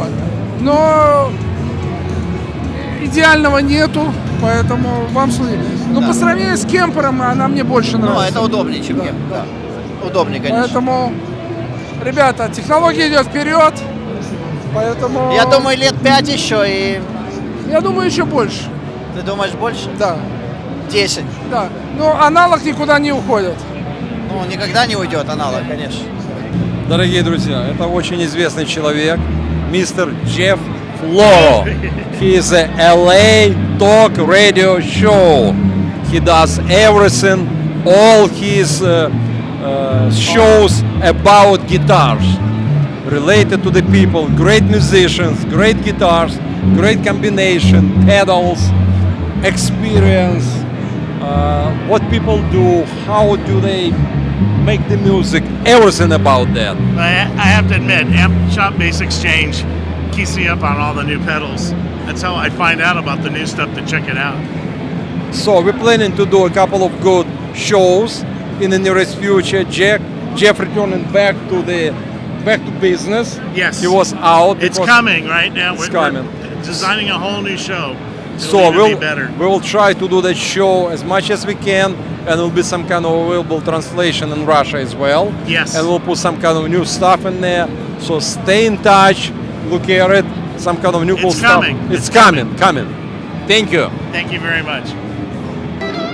Итак, ребята, в отличие, может быть, от других блогеров, которые ходят по Namm, и там ходят там iBNS и все такое, мы, как говорится, мы любим с тобой бутиковые. То, что мы любим. Да, и интересные вещи. Интересные вещи. Да, потому что это одна из компаний. Если вы знаете, например, вот эти были Roto Sound, вот эти Rage Master, все вот это, которые стоят сумасшедшие деньги. На которых играли известные дедушки, включая Джимми Хендрикса. Да. Есть некоторые рекреейшены, которые делают в других коробках. Это компания из Англии, они делают все вот в оригинальном виде. Точно в оригинальном так, как оно виде. делалось 100 лет назад. Да, абсолютно верно. Ты хочешь поговорить?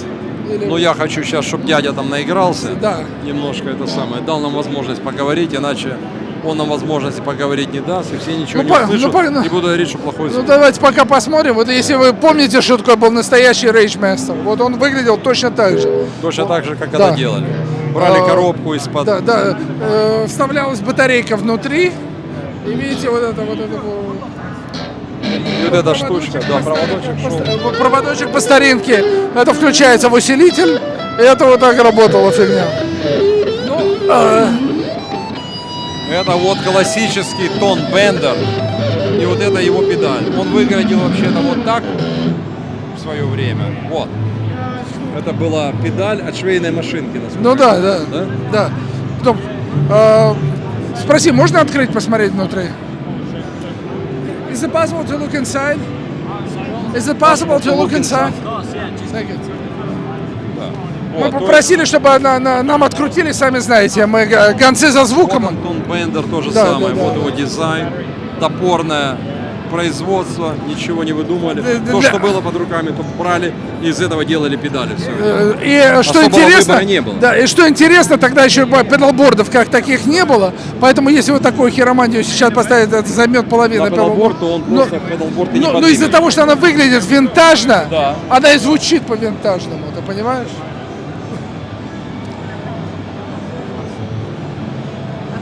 А вот облегченный вариант винтажной педали. Да, из дерева. Окей. Спасибо большое. Опа. Ну, смотрите, ребята.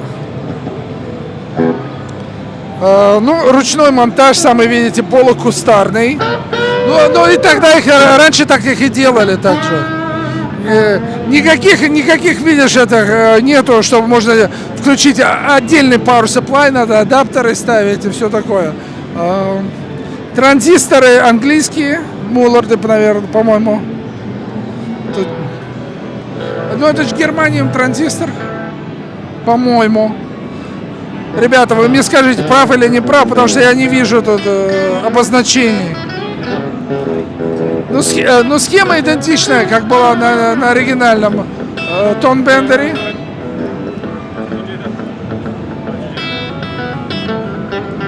Я думаю, что вы при желании радиолюбитель может сделать точно такую схему сам. Да, совершенно верно. Поэтому... Как все это и делать в свое время. Да. Но... Других вариантов не было, надо было брать и делать. Давайте продолжим. Thank you very much. Thank you. Вот та же самая педалька, вот эта схема в педальном варианте. Теперь pedalboard friendly. Да, и в pedalboard friendly. Но если ты гонишься за аутентичностью, это, конечно, вот это.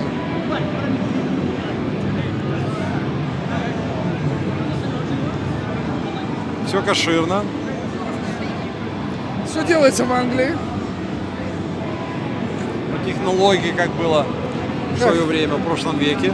По полукустарном. Да. Но они выдерживают технологию, выдерживают все дела, ничего не меняют, просто держат все в таком виде, в котором оно оригинально было сделано. Вот, и мы сейчас зададим ребятам пару вопросов. Естественно, они будут отвечать на английском, но... Ну, ребят, извините, что так получается у нас. Мы стараемся как можно больше русскоговорящих поймать. Да, но не всегда получается. Steve, can we ask you a couple of questions? Of course, yes. Okay. Yeah. We would like to know, you pretty much keep the same technology as used to be 100 years ago, right? Exactly. So what we did is we've had original tone benders from the 60s. Right. And what we do is we've had a look at them, seen what's in there, and then we've just replicated them as they were. Right. We haven't, there's no adulterants, there's no... Where can you find these cases? As I know, they're no longer available, or you custom make them? So the cases, we have them made. They're all cast. So we have them made. You have to make we have a builder of the cases in mainland UK, where we're from. Right. All the pedals are built and fabricated in the United Kingdom. All the pedals are handmade in the UK by our own team. We don't outsource the production, we do it all ourselves in-house. So yeah, they're all hand-wired, hand-put together. I know originally this box was from something, right? Yeah, so originally they were a tone bender. Yeah, but how did they get original box back in the days? They were all made by cast again. Back in the days? Back in the day, Because yeah. you know what's funny enough? Back in the days, I had the same pedal, exactly the same look, and it was the pedal for the sewing machine. So we converted in a fast pace. Exactly, back yeah. in the day. So if you've got a sewing machine at home, you can just convert the foot pedal into a tone bender. Come to us for the wiring and we'll sort you out. Yes, exactly. Okay. And this one you just bend the steel wherever it was available. like back in the days, right? Exactly, yeah. So that's how they build them. Who was like a first original guitar players who started to use them? So the first players were like Jeff Beck, Jimmy Page, yes, Led Zepp 1. He used one heavily on that record. And Hendrix used something, or no? I'm not quite sure Hendrix, because obviously he was more of he was an American player, so he would tend to stuck to like the Dallas Arbiter sort of fuzz faces and stuff Fuzz like faces, that. yeah. But yeah, all the sort of the British players in the 60s who were in and around London, it was primarily around Denmark Street. Right, because this right. is where the original pedals were made, on Denmark Street. Denmark Street, yeah. So all the players used to hang around there.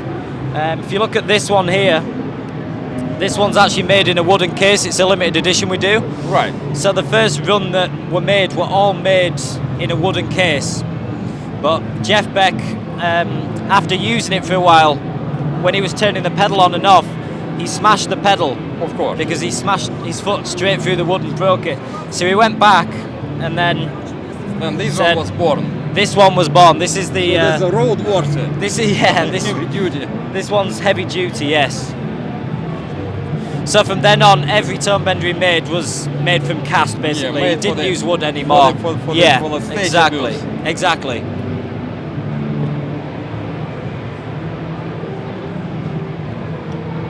Okay, and this one, as I understand, it's like a pedalboard friendly versions of those, Exactly that, yeah. So they're the same pedal. So we've got a Mark II here. This is also Mark II. It's just a lot smaller, and you've got a 9-volt power. And I got the input, 9 volt instead of so battery.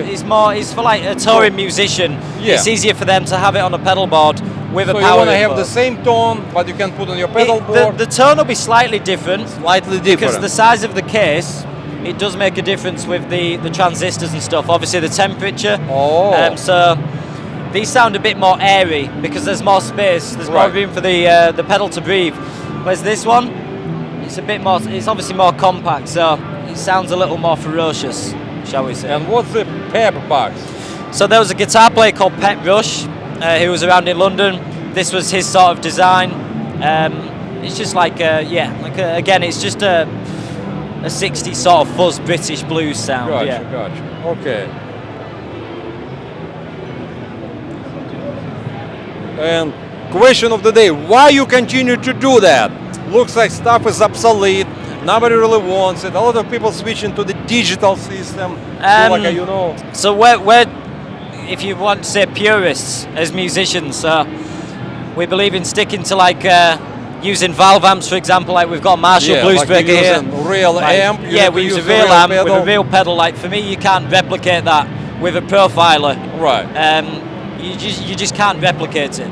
So you want to feel the sound while you're playing. It's not just a case of plugging into a PA system and that's it. Correct. And just clicking between digital things. You want the real thing. Yeah. You have more control. So you want to keep real organic sound. Exactly, yeah. Is the tone, that's the way to go. There is no way around. And no matter how people trying to like sample them or whatever, it sounds close but not the same. Sorry, what was that?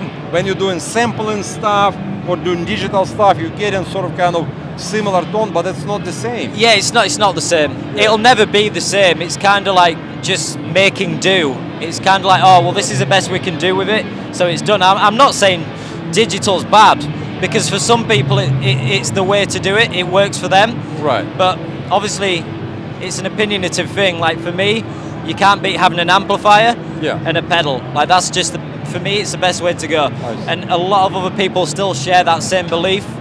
Like even touring musicians, like you don't see like just a helix on the floor, like a profiler pedal going through the PA. You see a pedal board, you see a stack of amps behind them. And when you go see them, it's just a bit more forceful. Like when you hear the valve amps, like could you imagine seeing Pink Floyd in the early 70s if they had profilers and digital amps? Exactly. It would not have been the same. Wouldn't be. Imagine going to see Cream at the Royal Albert Hall and they were using digital amps. It's not happening. Wouldn't be the same. Right. That's why like it is what it is, and if you want to get that type of sound, you need to have the original equipment. Exactly. To achieve like a purity of that tone. Exactly that. Yeah.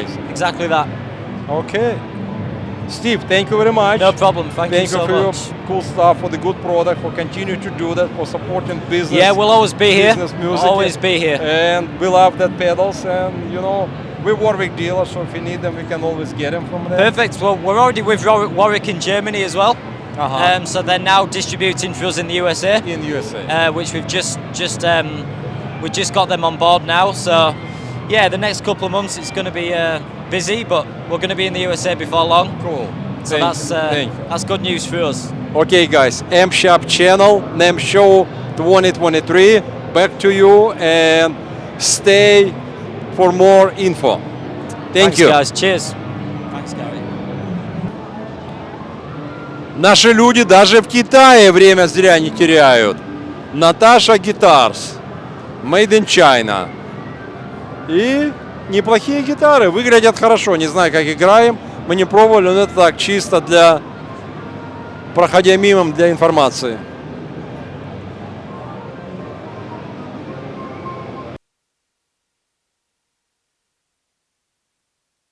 Who is Natasha? Where is Natasha? Natasha 是新鲜事物的意思。新生事物 It means new to do new things in a certain language. Yeah. It's a Russian name.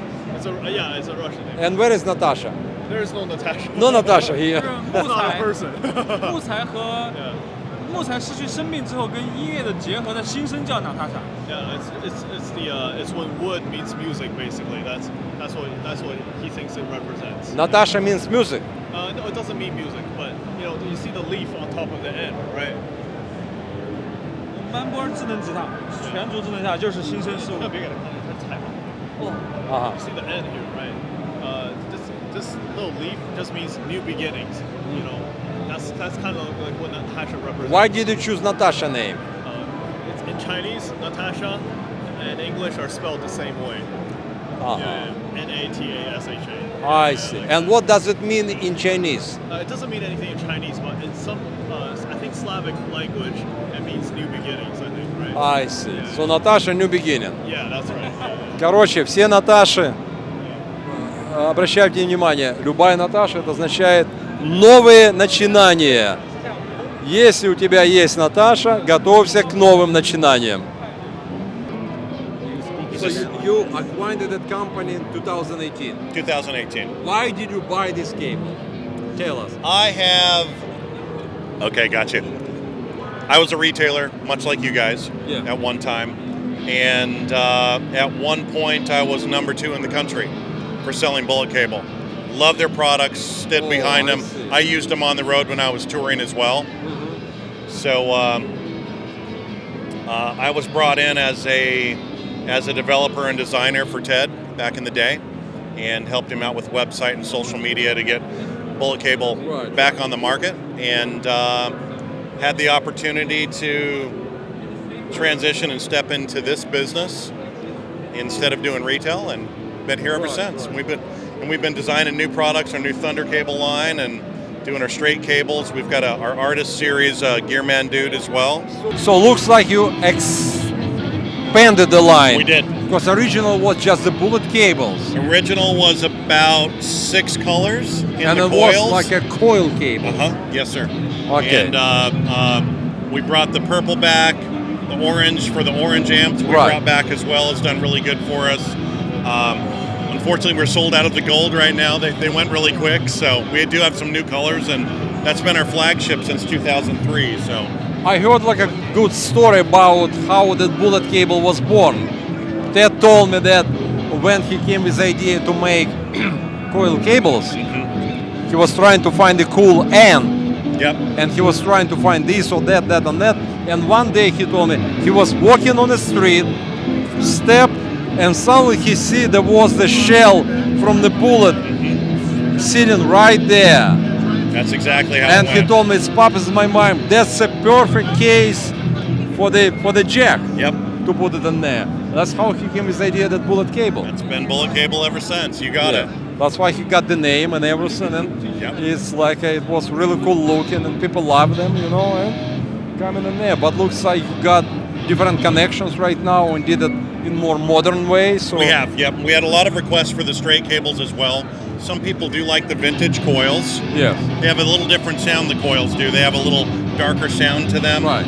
So we wanted to build a cable that was straight, that had our bullet cable branding with our with our bullet shell ends on them. Right. So we came up with the Thunder cable line. It's voiced a little bit differently, really wide open frequencies. I see.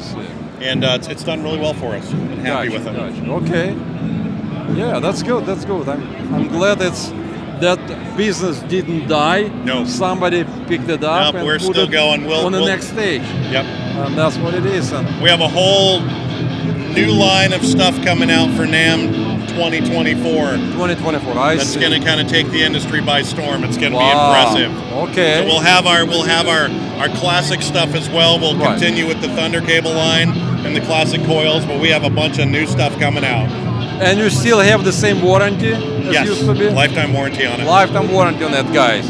If your cable broke, it will be replaced without no questions asked, whatever it is. And by being the bullet cable dealer back in the days, we have maybe one or two not defective broken cables after heavy abuse, but most of the stuff we had no issue at all.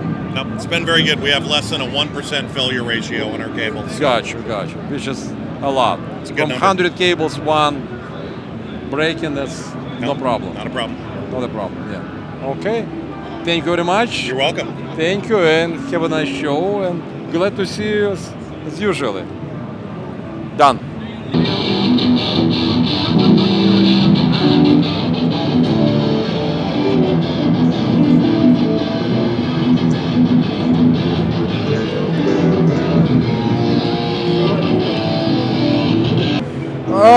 Я как уже говорил, что я хотел себе приобрести in-ears наушники, потому что как можно больше мы играем, нужны in-ears, потому что часто мониторы очень плохие. У меня есть вот это, эти очень неплохо звучат. Понятно.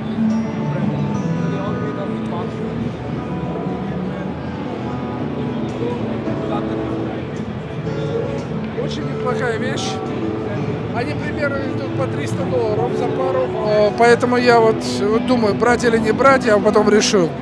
Но это вот то, что мне лично хочется, себе лично. Поэтому я не знаю, интересно вам или нет это будет, но для меня просто это удобно. Где мы играем, мониторов не хватает, поэтому я думаю, в это дело вложиться. Посмотрим. Итак, ребята, вы меня просили барабаны, получайте барабаны. Начнем с Tamma. Сами знаете, Tamma принадлежит одной и той же корпорации, которая содержит Ibanez, поэтому они демонстрируют тут Ibanez гитары и барабаны одновременно.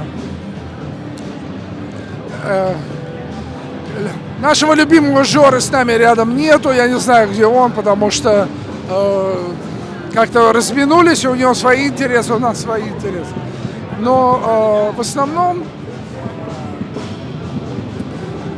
у них, я смотрю, идут индонезийские версии и также идут японские версии. Естественно, японские версии дороже, чем индонезийские.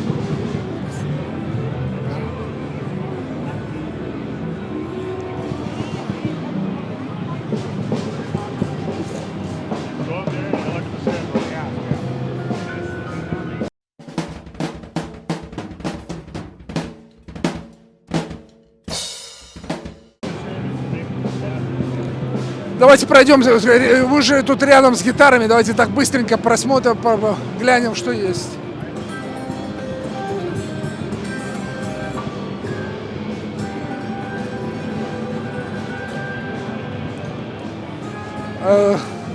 Как говорится, вот это, кстати, серия гитар мне очень нравится. Они сделаны так, это в стиле Фендера старых. Тоже, видите, это печеный клен.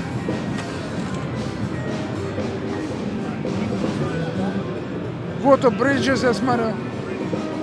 Seymour Duncan Pickups.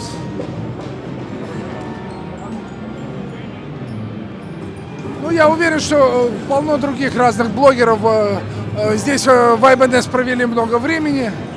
Поэтому я здесь, честно, откровенно, долго не буду, как говорится, тратить времени. Поэтому пойдем дальше. Итак, мы, ребята, сейчас проходим из одного зала в другой. На обратном пути зайдем в барабанный отдел, вы слышите, тут барабанит. А сейчас мы идем в Pro-Audio. Будет интересный человек, я его тоже хорошо знаю. Те, кто занимается записями, наверняка знают об этой компании BAE. Они делают преампс, компрессора студийного качества. Поэтому будет, я думаю, вам будет интересно тоже посмотреть. И поговорим с одним из хозяев этой компании.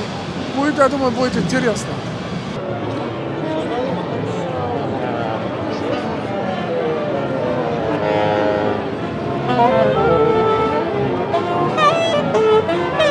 А вот знаменитые трубки, которые вы видели.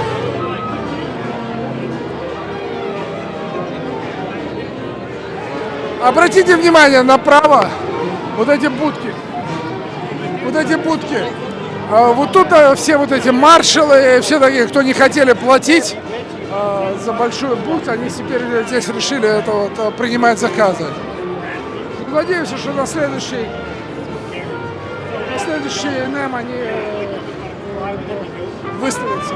Я смотрю, Людвиг выставился, поэтому будем сейчас на обратном пути, когда будем идти, зайдем посмотрим.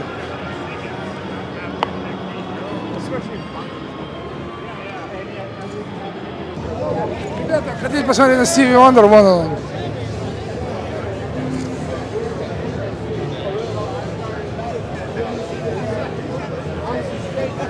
Вот это, видишь, шапочка.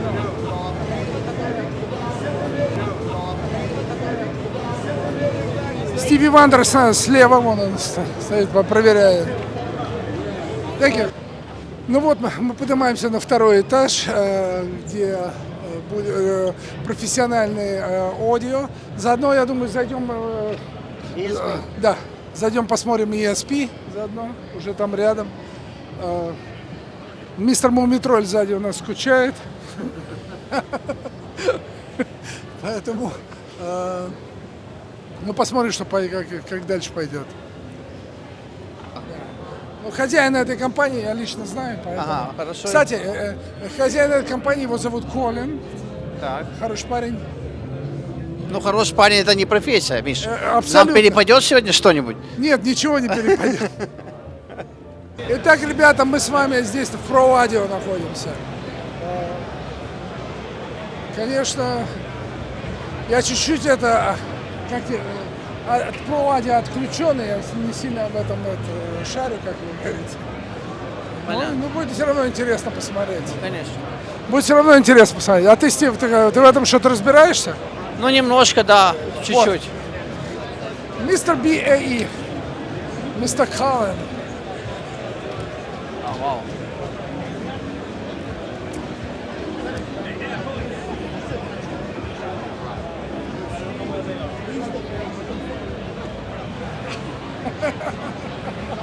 Yes. Where you're yes. talking shit and collecting money? Yes. Don't believe a word he fucking says. Well, I do. What do you want to know? And get out front where the party happens. Yes. So tell the Ruskies about your shit. It's great shit. Just buy tons of it. Okay. I know that Ruskies buying a bunch of it. They asked me. They actually asked me.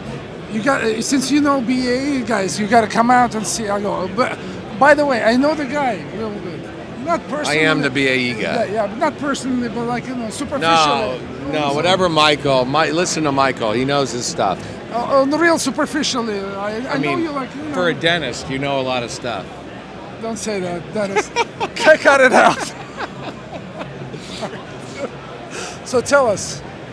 Well, it's all, handmade from as the originals were, and all the parts are interchangeable. It's exactly made the way the originals were with the same materials. We're the only company on the planet that can make the actual original circuit.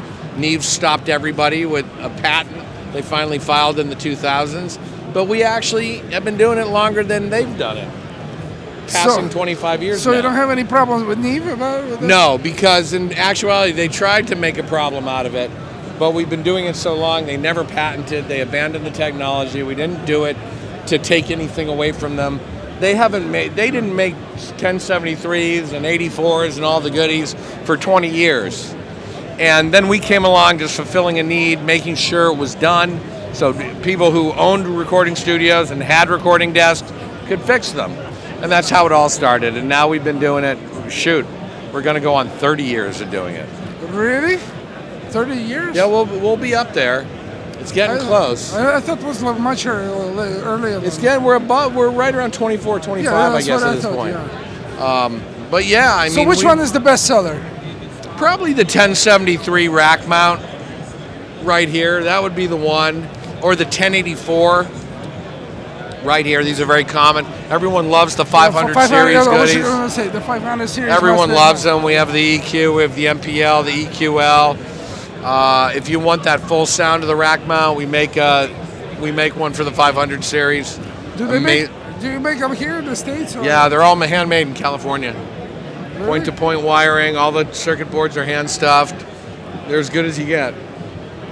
How's the business so far? Business is incredible. Really? We're back ordered. We've been back ordered for 3 years, 5 years. So the COVID didn't touch you? No, we don't have real competitors. There are companies that are much cheaper. We don't consider them competitors because they're just printed circuit boards with ribbon cables and IC chips. What's that shit, you know? So there you go, Mr. Colin Libich, a guy who says a lot about a lot of things. Yes, as does Michael, Mr. MichaelKach. All right. It's kind of same. I appreciate it. Colin. Thank you, guys.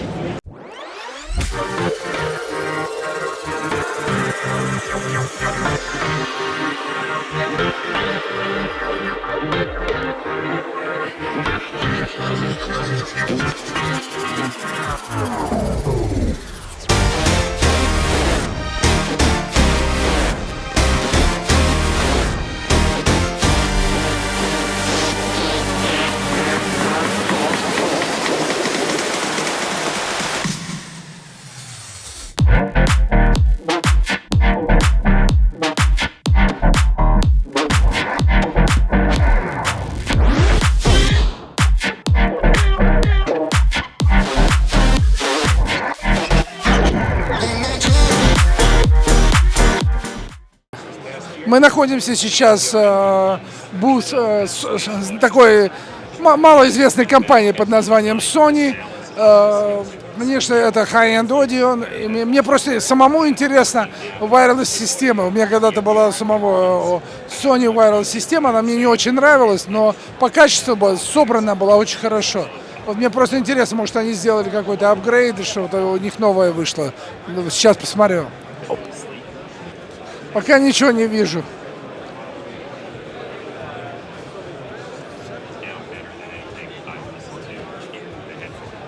Нету ничего, к сожалению, wireless систем у них больше нету.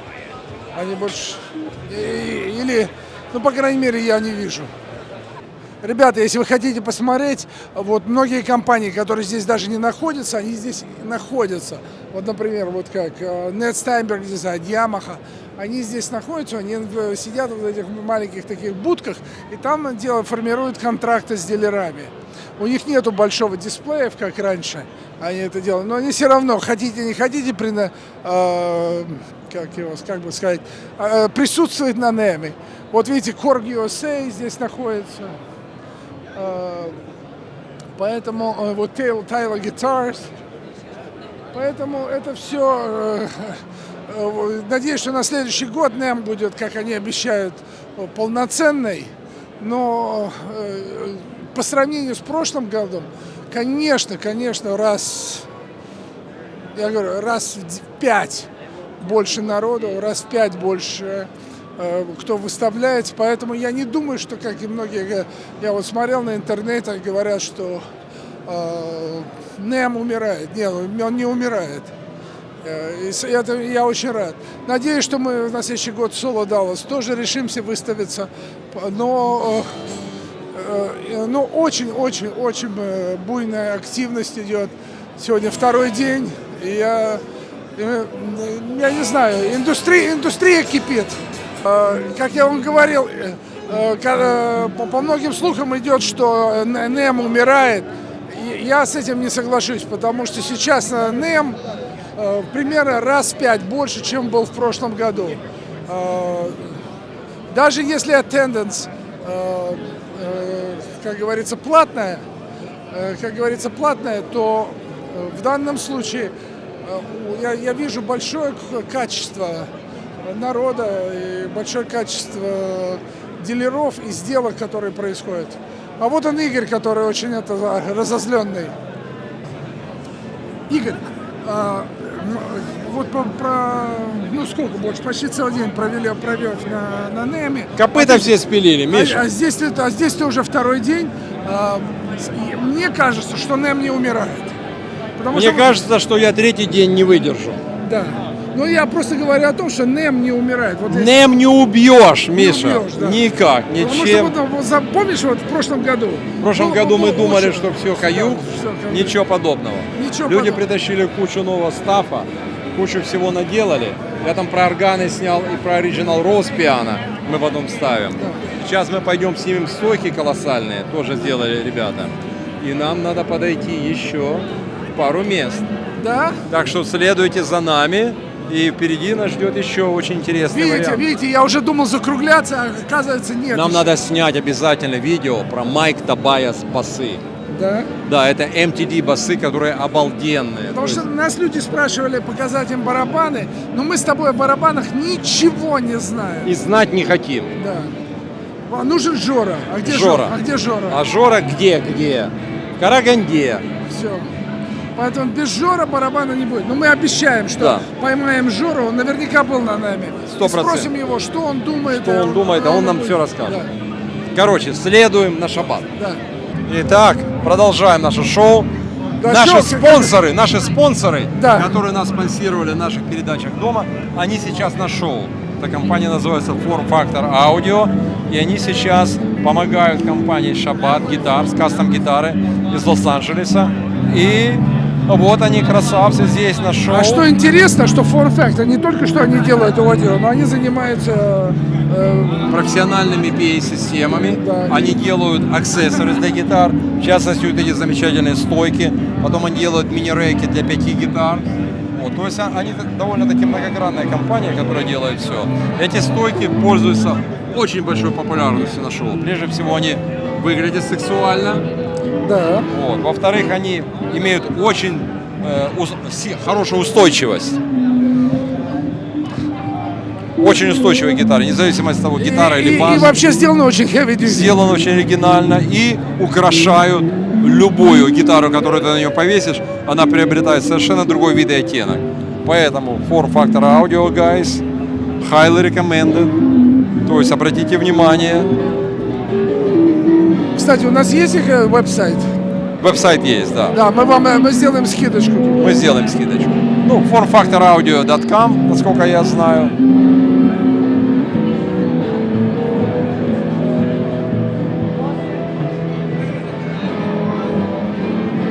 И вот с нами опять Amshop, с вами, ребята, концы со звуком. И мы сегодня находимся рядом с замечательными басами компании Tobias. Не, они называются MTD, это Mike Tobias Design.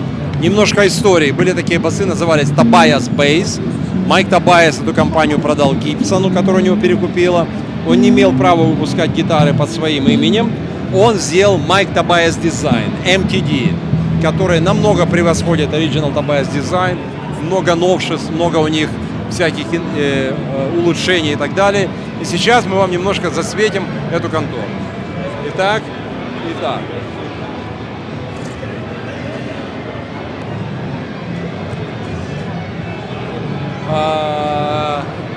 Вот они, его таповые модели. Чем Майк Тобайас отличается?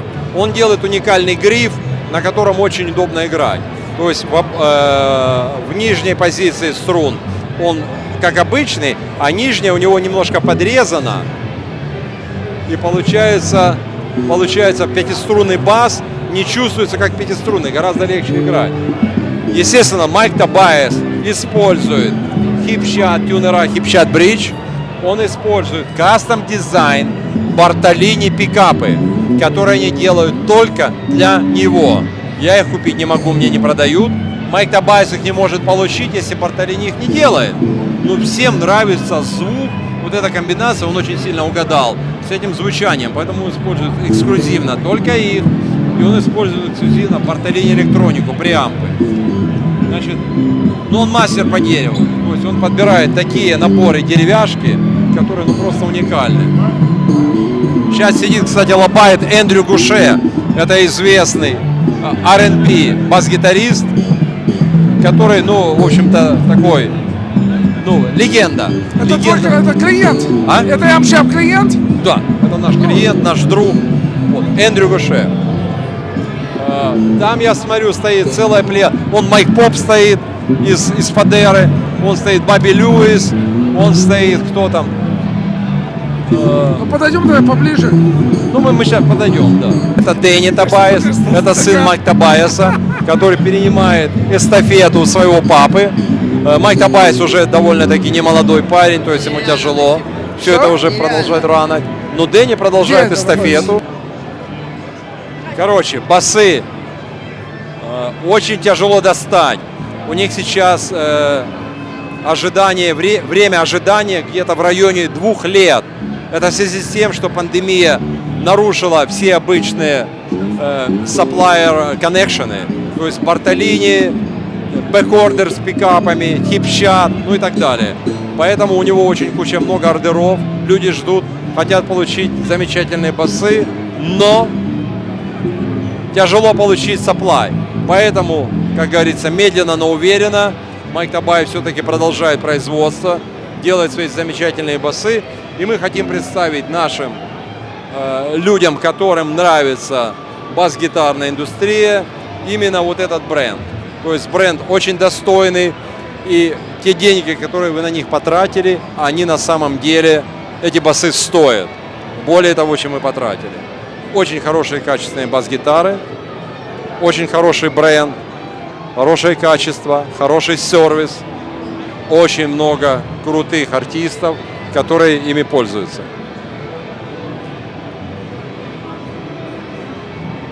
Man on the street. Love Gary. Man on the street. That's our buddy. We know him for how many years? Let's see. Holy moly. 40 years at least. 95? Yeah. At least. 95, 2005, 2015. Almost 30 years. Rich, wanna know your opinion. What are you thinking about Namm show as of this year? I would say that I hope that the big guys like Fender and Gibson come back. Yeah, they will. Realize this isn't just about sales and marketing. This is about community. Correct. Right? Correct. This is all.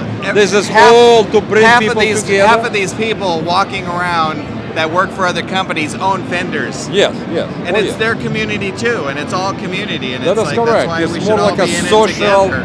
gathering together and getting the most we can and socialize, meet friends, meet some kind of unexpected guests, enjoy the show. I just had a half an hour conversation with a guy from Taylor that I would have never met by email or Zoom ever. Correct. And you meet them right here, now we're solve the connected and problems it's right like away. all that. Yeah.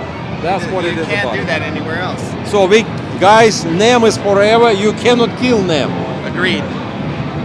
Thank you. Hello. So we are Sago NMG from Japan. From Japan. Yeah. We are custom ornament guitar. Okay. Russia. And very small team, but very high quality products. Yes. We are producing. And this wood piece is made by Russia, and wood piece one by one. This is like original. Yes. In what, 17th century or 13th century? How old is it? Originally from maybe 13 or 14. Long time ago. Yeah, long time ago. And it's called Sanda goat. Who is that? It's like a warrior animal or something, yeah? Yeah, some wind goat or Sanda goat. Related to the samurai something, right? Yeah. Okay. And you're doing right now, you're putting this graphic on the guitar? Yes, we put this graphic on guitar. And also, that's one made by all Japanese wood. Oh. Yeah. It has a texture. Yeah, beautiful and cherry blossom wood. Cherry blossom. Yeah. And Japanese oak. Japanese oak. And the fretboard. Yeah, fretboard too. Fretboard, Japanese oak. Yeah, we call it kashi. Kashi. It's a kind of oak, Japanese oak. Okay. And hand-wired mics.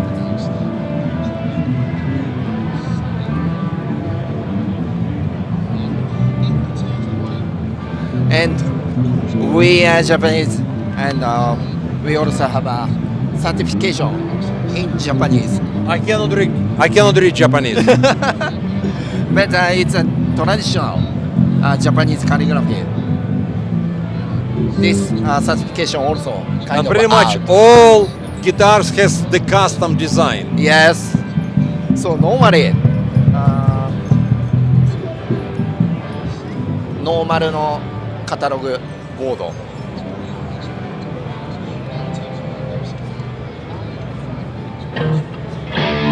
It's our standard model.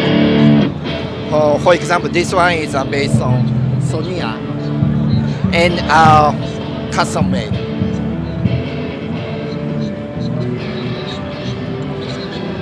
Yeah. And this one, material by carbon fiber. Beautiful, beautiful. Good job. Body is Arda and paint is our Oh, original that's one. like a what? Graphite neck? Yes. Graphite neck. I see. Normally, graphite is very high and tight. So for resonance, we need to mix some material and to keep a more good resonance.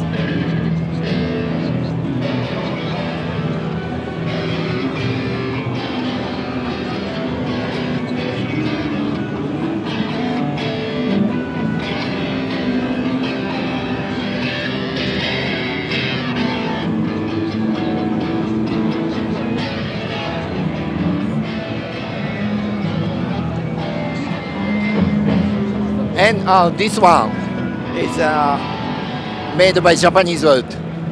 Body is chestnut, and fingerboard and neck is Japanese oak.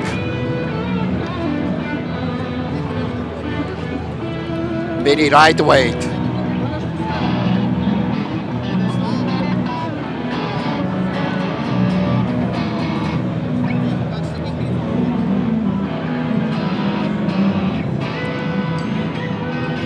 And picked by Pashmon, black Pashmon.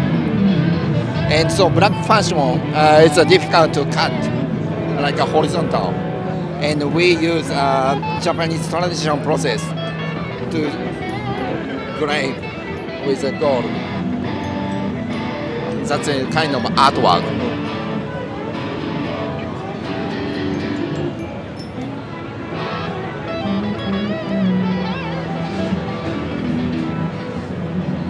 Yeah, that's why it's made too.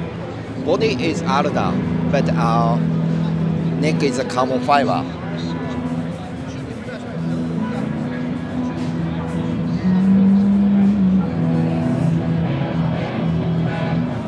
And this guitar looks like made from marble. Yeah. It's a special. Yes, special one. Top is bar maple, and the paint is kind of swirl, but our swirl is not deep. Wow. Yeah. So not Look deep, at that. but That's a beauty. yeah, beautiful. So we put the paint over the body and kind of that. And hand wrapped, hand polished. Yes.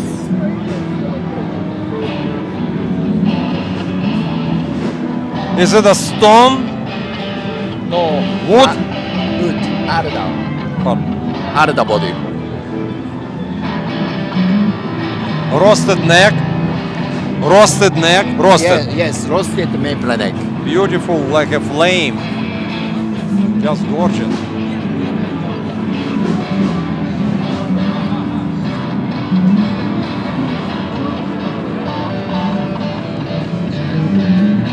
So we since 2006 we are producing a high quality guitar. Yeah. And next year is a 20th anniversary. I see. So it's our first Namm time. Okay, thank you very much. Thank you for the good job. Yeah. And very interesting description and whatever you said about that. That's very interesting. You using like a old Japanese history and put it together in new product, in the new guitar. Very appreciate. Well, that's very, Please very, try very. it. Yes. Thank you. Thank you. Миша.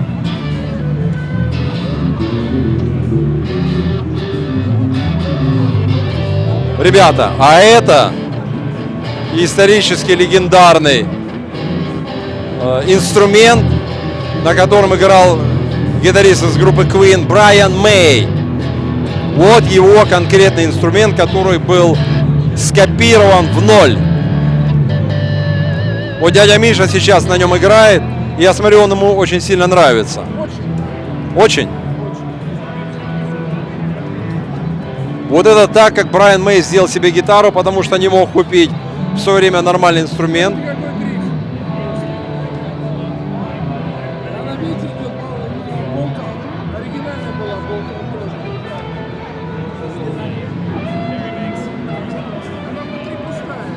А этот инструмент, еще одна копия Брайан Мэя, которая currently in production model. Это тоже копия Брайан Мэя, но она более модернизированная, более усовершенствованная. Тут уже стоит Кейлер Тремоло, она с semi-hollow body, полу как бы пустушка. У нее головка поменена и стоят кастом звукосниматели, которые делает известный японский мастер по намоткам. И она немножко отличается. Там свечи другие, кнопочки и так далее. Но в целом выдержана сама идея и форма, якобы как это. То есть японская версия Брайан Мэя.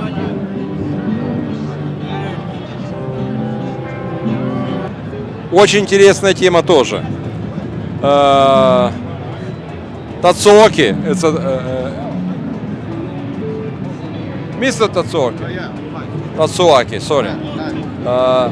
Он изобретатель вот этих strap locks. Strap locks. Он первый начал их делать лет 15 назад. А? From the beer. From the beer, original, not from the beer. He's using a special hard rubber. And compared with any other who trying to copy them, this really holds the guitar, which is another guy's guitar falling apart. Made in Japan. Made in Japan. Maybe faster,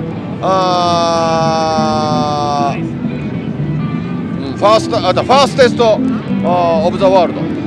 Okay. This maybe 15 years ago, right? Right. And it's very heavy duty. You using them? Yes, I do. You using them? That's his stuff. Good material. Good material. Yes. And another his good material stuff, metal picks.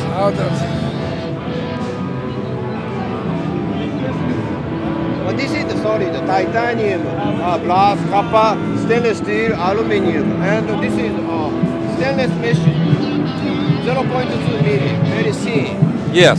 But no, You can cut very your. smooth and flexible. Different stuff. Ты горло можешь кому-то перерезать.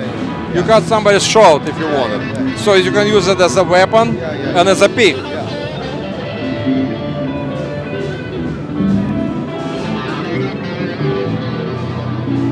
Очень интересный саунд, особенно для людей, играющих металл. Он дает настолько металлический призвук, настолько интересный саунд, что очень многие люди берут его именно для этих целей. У него разная толщина, он жесткий и мягкий может быть, на любой стиль, на любой вкус.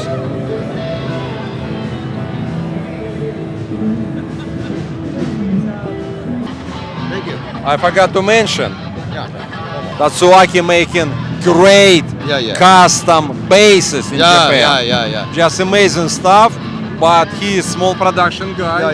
He's making limited quantity, And one of those basses he brought before the show to show us at the Amp shop, and we bought that bass immediately from him.